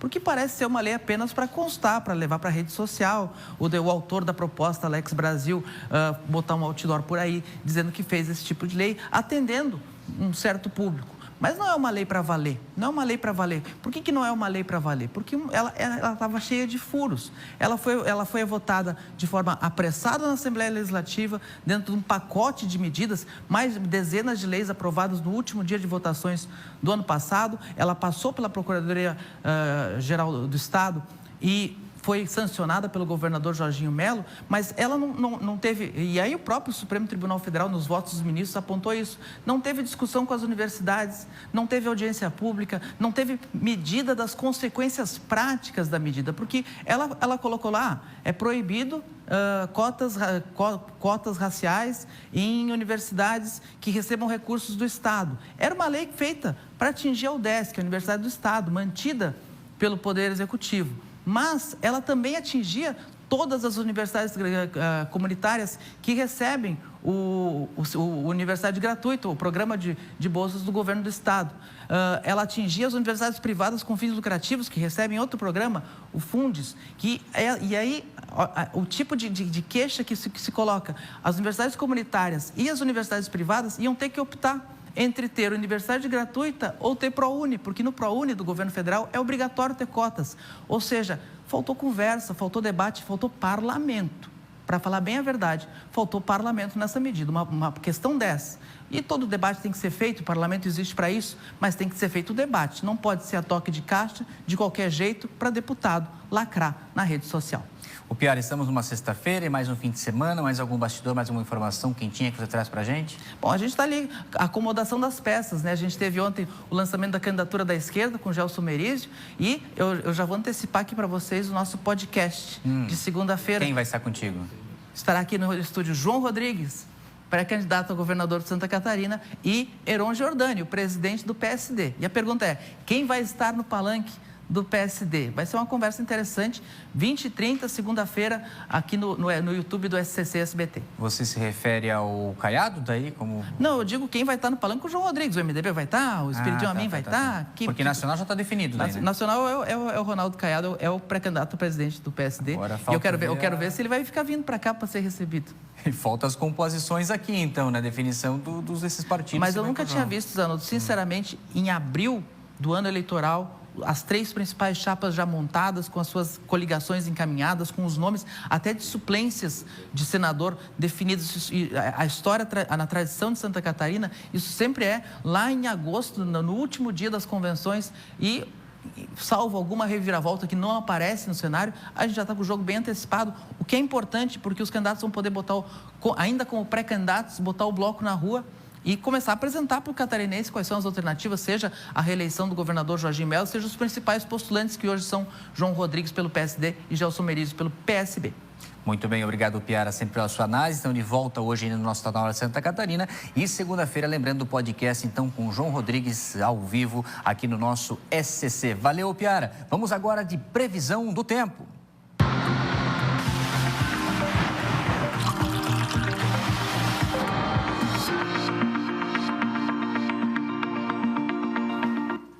A sexta-feira começou nublada em algumas cidades aqui do nosso estado, mas ao longo do dia vocês já devem ter percebido que essa chance de chuva vai diminuindo e o sol vai aparecendo, mesmo que entre nuvens, e isso vale para todas as regiões. E as temperaturas são mais altas agora à tarde, 28 de máxima no extremo oeste e oeste catarinense, meio oeste com 27 de máxima nos termômetros hoje, na Serra 25, 29 no Planalto Norte, ó, esquenta mais por lá, 30 na região norte, também na região do Vale do Itajaí, 28 na Grande Florianópolis e 31 aqui no sul do nosso estado, região de Criciúma. Aí amanhã, pessoal, uma massa de ar seco vai manter esse tempo firme com sol e poucas nuvens aqui em Santa Catarina. E podemos ter nevoeiros na manhã deste sábado. E aí, com relação às temperaturas, atenção, porque elas serão mais baixas no período noturno e também ao amanhecer, com mínimas até abaixo de 15 graus e sensação de frio em boa parte aqui do nosso estado. Mas aí, durante o dia, com esse sol presente em todas as regiões, as temperaturas já sobem e as máximas vão ficar entre 25 e 30 graus, então vai ser um sábado bem aproveitável em toda Santa Catarina. E aí, no domingo, o tempo segue firme, com sol e algumas nuvens aqui no nosso estado. O destaque, mais uma vez, vai para as temperaturas que serão mais baixas à noite e pela manhã, com mínimas até abaixo de 13 graus e sensação de frio em boa parte aqui do nosso estado, até em torno ali de 3 a 4 graus nas áreas mais altas do Planalto Sul, até com chance de geada fraca, isso no domingo. Mas aí, durante o dia, a temperatura segue elevada e olha só como é que ficam as máximas. Blumenau pode chegar a 29 no domingão, Joinville também tem 29, assim como Chapecó, na região oeste. Criciúma, 27 de máxima nos termômetros. Floripa pode chegar a 26, com bastante sol no domingo também. E Lages, mínima de 9, olha só o friozinho de manhã. Depois a máxima é de 25 graus. Previsão do tempo para vocês aqui no SCC Meio-Dia. O Ministério Público de Santa Catarina entrou na Justiça para tentar barrar a atuação de agentes voluntários na segurança pública aqui da capital. O órgão agora está questionando a legalidade de uma lei municipal que permite a contratação de até 300 agentes comunitários para apoiar a Guarda Municipal e também a Defesa Civil. A Érica vai chegar aqui agora para falar para a gente que, segundo o Ministério Público, essa medida fere a Constituição. Agora, o que diz a Prefeitura sobre esse assunto? Érica, conta para a gente. Oi, Maria. Boa tarde mais uma vez. É isso. Esse programa foi criado pela Prefeitura aqui de Florianópolis e vem gerando bastante debate. O Ministério Público levantou esse estudo, então, falando sobre algumas questões, incluindo a questão que esses voluntários recebem um valor cerca de R$125 a R$150 por turno, que não caracteriza um trabalho voluntário, e, além disso, alegam que eles não estariam trabalhando apenas como apoio. A Prefeitura aqui de Florianópolis nos enviou uma posição, uma nota, então, dizendo que vai manter esse programa. Afinal, a legislação foi regularmente aprovada pela Câmara Municipal dentro da constitucionalidade. Além disso, eles alegam que os voluntários não possuem poder de polícia e nem substituem a atuação da Guarda Municipal ou das forças de segurança. Por fim, também eles afirmam que eventuais condutas individuais que forem incompatíveis com as diretrizes do programa vão ser devidamente apuradas e, se necessário, medidas serão tomadas. Então é um assunto que a gente também vai seguir acompanhando nos próximos dias. Maria, eu volto contigo.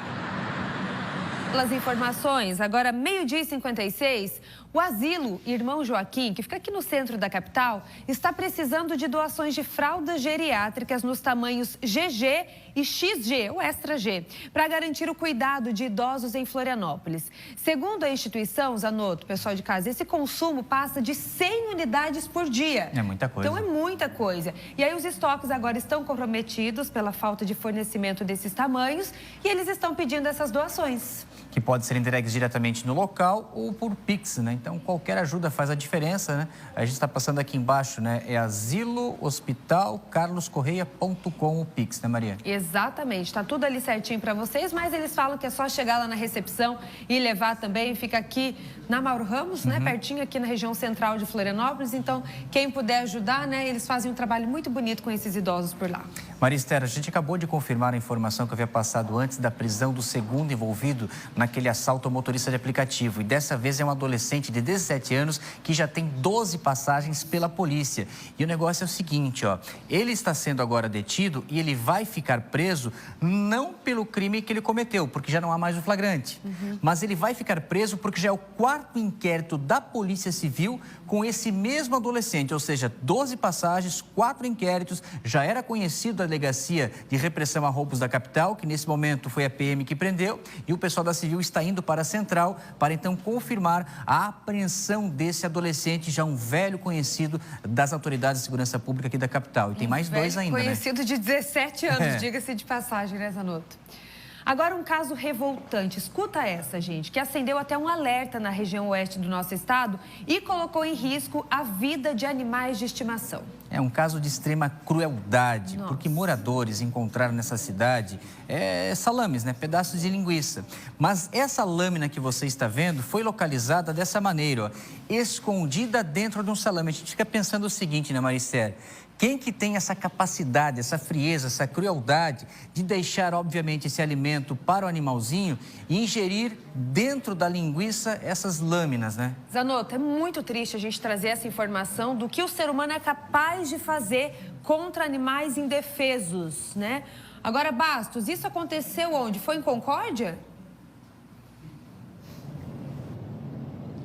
Exatamente isso, viu, Maria Esther e Zanotto? Foi em Concórdia, município aqui do oeste do estado, mais precisamente no bairro Poente do Sol, viu? Por lá, moradores e também voluntárias de uma ONG, elas perceberam toda essa situação, vários pedaços de salame com lâminas dentro desses pedaços. Aí acendeu o alerta, não é? Principalmente para aqueles animais de rua, porque eles podem comer esse salame e, consequentemente, vão engolir aí estas lâminas. Eu conversei com algumas voluntárias, viu, Maria, da ONG Focinho Carente, lá do município, que classificou o caso como extremamente cruel e bastante perigoso, viu? Algumas medidas já foram tomadas lá no município de Concórdia, como boletins de ocorrência, e a luta agora é para tentar identificar quem teria feito, quem teria espalhado estes salames pelas ruas do bairro. Quem gravou um vídeo para a gente contando mais detalhes sobre essa preocupação é a diretora de Proteção Animal de Concórdia, a Juliana Zucchi. E a gente vai ouvir agora um trecho do vídeo que ela mandou para a gente, extremamente preocupada com essa situação. Acompanhe. É de forma profundamente lamentável e revoltante que recebemos essa denúncia que evidencia a prática cruel, desumana e totalmente inaceitável contra os animais. Assim que a ONG Focinho Carente nos comunicou, de imediato nos deslocamos até o local para conversar com a responsável pelo animal e levantar as primeiras informações. Todas as providências dentro da legislação vigente, a Diretoria de Proteção Animal está tomando. É importante destacar que o município de Concórdia existe um trabalho muito forte e integrado, que é entre as ONGs, protetores independentes, Polícia Militar, Polícia Civil. Essa união tem sido essencial ao combate aos maus-tratos e responsabilização dos envolvidos no nosso município. A maioria das denúncias sempre nos chega por meio das ONGs, que desempenham um papel fundamental na proteção animal. Por isso, reforçamos, ao identificar qualquer situação de maus-tratos, denuncie. Sempre que possível, registre imagem, reúna as provas. Quanto maior a materialidade, mais efetiva será a atuação dos órgãos competentes, no caso, a Diretoria de Proteção Animal. No momento, ninguém foi preso, mas a polícia já trabalha, viu, Zanotto e Marister, na busca de imagens de câmeras de segurança. Inclusive, já existem essas imagens e a gente pode ter novidades para tentar, num primeiro momento, para localizar quem fez isso e depois que ele seja punido, porque maus tratos contra animais é crime previsto em lei. Maria Zanotto, devolvo para vocês no estúdio. Obrigada, viu, Felipe Bastos, pelas informações. Muito triste essa notícia. Agora a gente vai seguir acompanhando essa investigação, porque essas pessoas têm que ser punidas, né? Maus tratos é crime, a gente fala, reforça por aqui. Então, essas pessoas que fazem esse tipo de crime têm que ser punidas, né, Zanotto? Com certeza. Obrigado, Bastos, pelas suas informações. Olha, Maria, só voltando aqui, que eu acabei de receber um áudio dos policiais que estão investigando o caso desse assalto. Preocupante a situação desse sujeito que foi preso agora, de um adolescente que destacava essa vasta ficha criminal e crimes com tortura, com sequestro. Eles invadiram, esse adolescente era procurado pela polícia porque invadiu a casa de um senhor, deixou com traumatismo craniano e ainda ligavam para os familiares com imagens de videochamada mostrando a tortura que eles cometiam. O sujeito tem 17 anos, essa extensa ficha policial e agora está preso. Vejam só que a gente fica falando de adolescentes, né? E casos graves, não somente desse motorista de aplicativo, mas de outras vítimas desse mesmo sujeito. Logo mais, no Tá Na Hora Santa Catarina, a gente vai atualizar essas informações, porque tudo isso está acontecendo agora. Nesse momento, ele está na central de plantão policial. Agora, um alerta muito preocupante que vem de Biguaçu. Os moradores de um condomínio residencial no bairro Praia João Rosa, eles estão lidando com uma verdadeira infestação de escorpiões, Zanotto. Só na noite de terça-feira, agora dessa semana, a Vigilância Ambiental, ali em Biguaçu, capturou 117 escorpiões. E hoje, durante o dia, foram mais 7 encontrados pelas equipes. Gente, tudo isso mais de 100. Segundo a vigilância, o problema saiu do controle após uma dedetização feita pelo próprio condomínio em fevereiro. A aplicação do veneno desalojou os escorpiões que fugiram pelos ralos e invadiram os apartamentos, sendo vistos até no 4º andar desses prédios. Olha só, até o momento, felizmente, nenhum morador foi picado, né? Apenas um cãozinho que foi ferido também por uma picada de um desses escorpiões. Hoje, o órgão municipal terá uma assembleia extraordinária com os moradores para passar orientações de emergência e amanhã uma nova busca noturna vai acontecer por lá também. E a prefeitura reforça que a responsabilidade pela limpeza e eliminação de criadouros dentro dessas áreas privadas é dos proprietários e também dos administradores. E que o acúmulo de lixo e entulhos é o que mais atrai esses animais peçonhentos. E aquela recomendação, né, Maria, quando a gente fala até do 4º andar, quando vai calçar um sapato, por exemplo, dá uma olhadinha antes, né, escorpião, aranha, porque aí é uma infestação, né, todos esses escorpiões encontrados lá em Biguaçu. Logo mais tem o Tá Na Hora Santa Catarina e a Júlia Matos faz o convite para vocês. Sextou, meu povo, sextou, mas muito bem informados por aqui, porque 18h30 tem Tá Na Hora Santa Catarina. Você aí de casa tem um encontro marcado com a gente, viu? Antes de sextar, antes de sair para tomar uma cerveja, para tranquilizar, para relaxar depois de uma semana corrida, antes disso, dá uma passadinha aqui no SCC SBT, a TV mais querida da sua família, e finaliza o dia com a gente muito bem informado. As notícias do dia, aquilo que virou destaque. Eu, Júlia Matos e meu querido Thiago Pires, estaremos aqui te esperando. Henrique Zanotto, Maria Esther, eu sei que vocês já estão com a gente, mas preciso convidar esse povo lindo do SCC Meio Dia a finalizar a semana aqui, ó, no SCC SBT, com Tá Na Hora Santa Catarina. Eu espero vocês. Sextou! Valeu, Júlia. Um ótimo Tá Na Hora Santa Catarina. Um excelente fim de semana para você também. Muito obrigado pela sua companhia. O nosso SCC Meio Dia volta na segunda às 11. E você vai fazer o que agora, Maria Esther? Eu vou seguir porque a tarde é nossa. Sexta-feira é animado, né? Vem com a gente.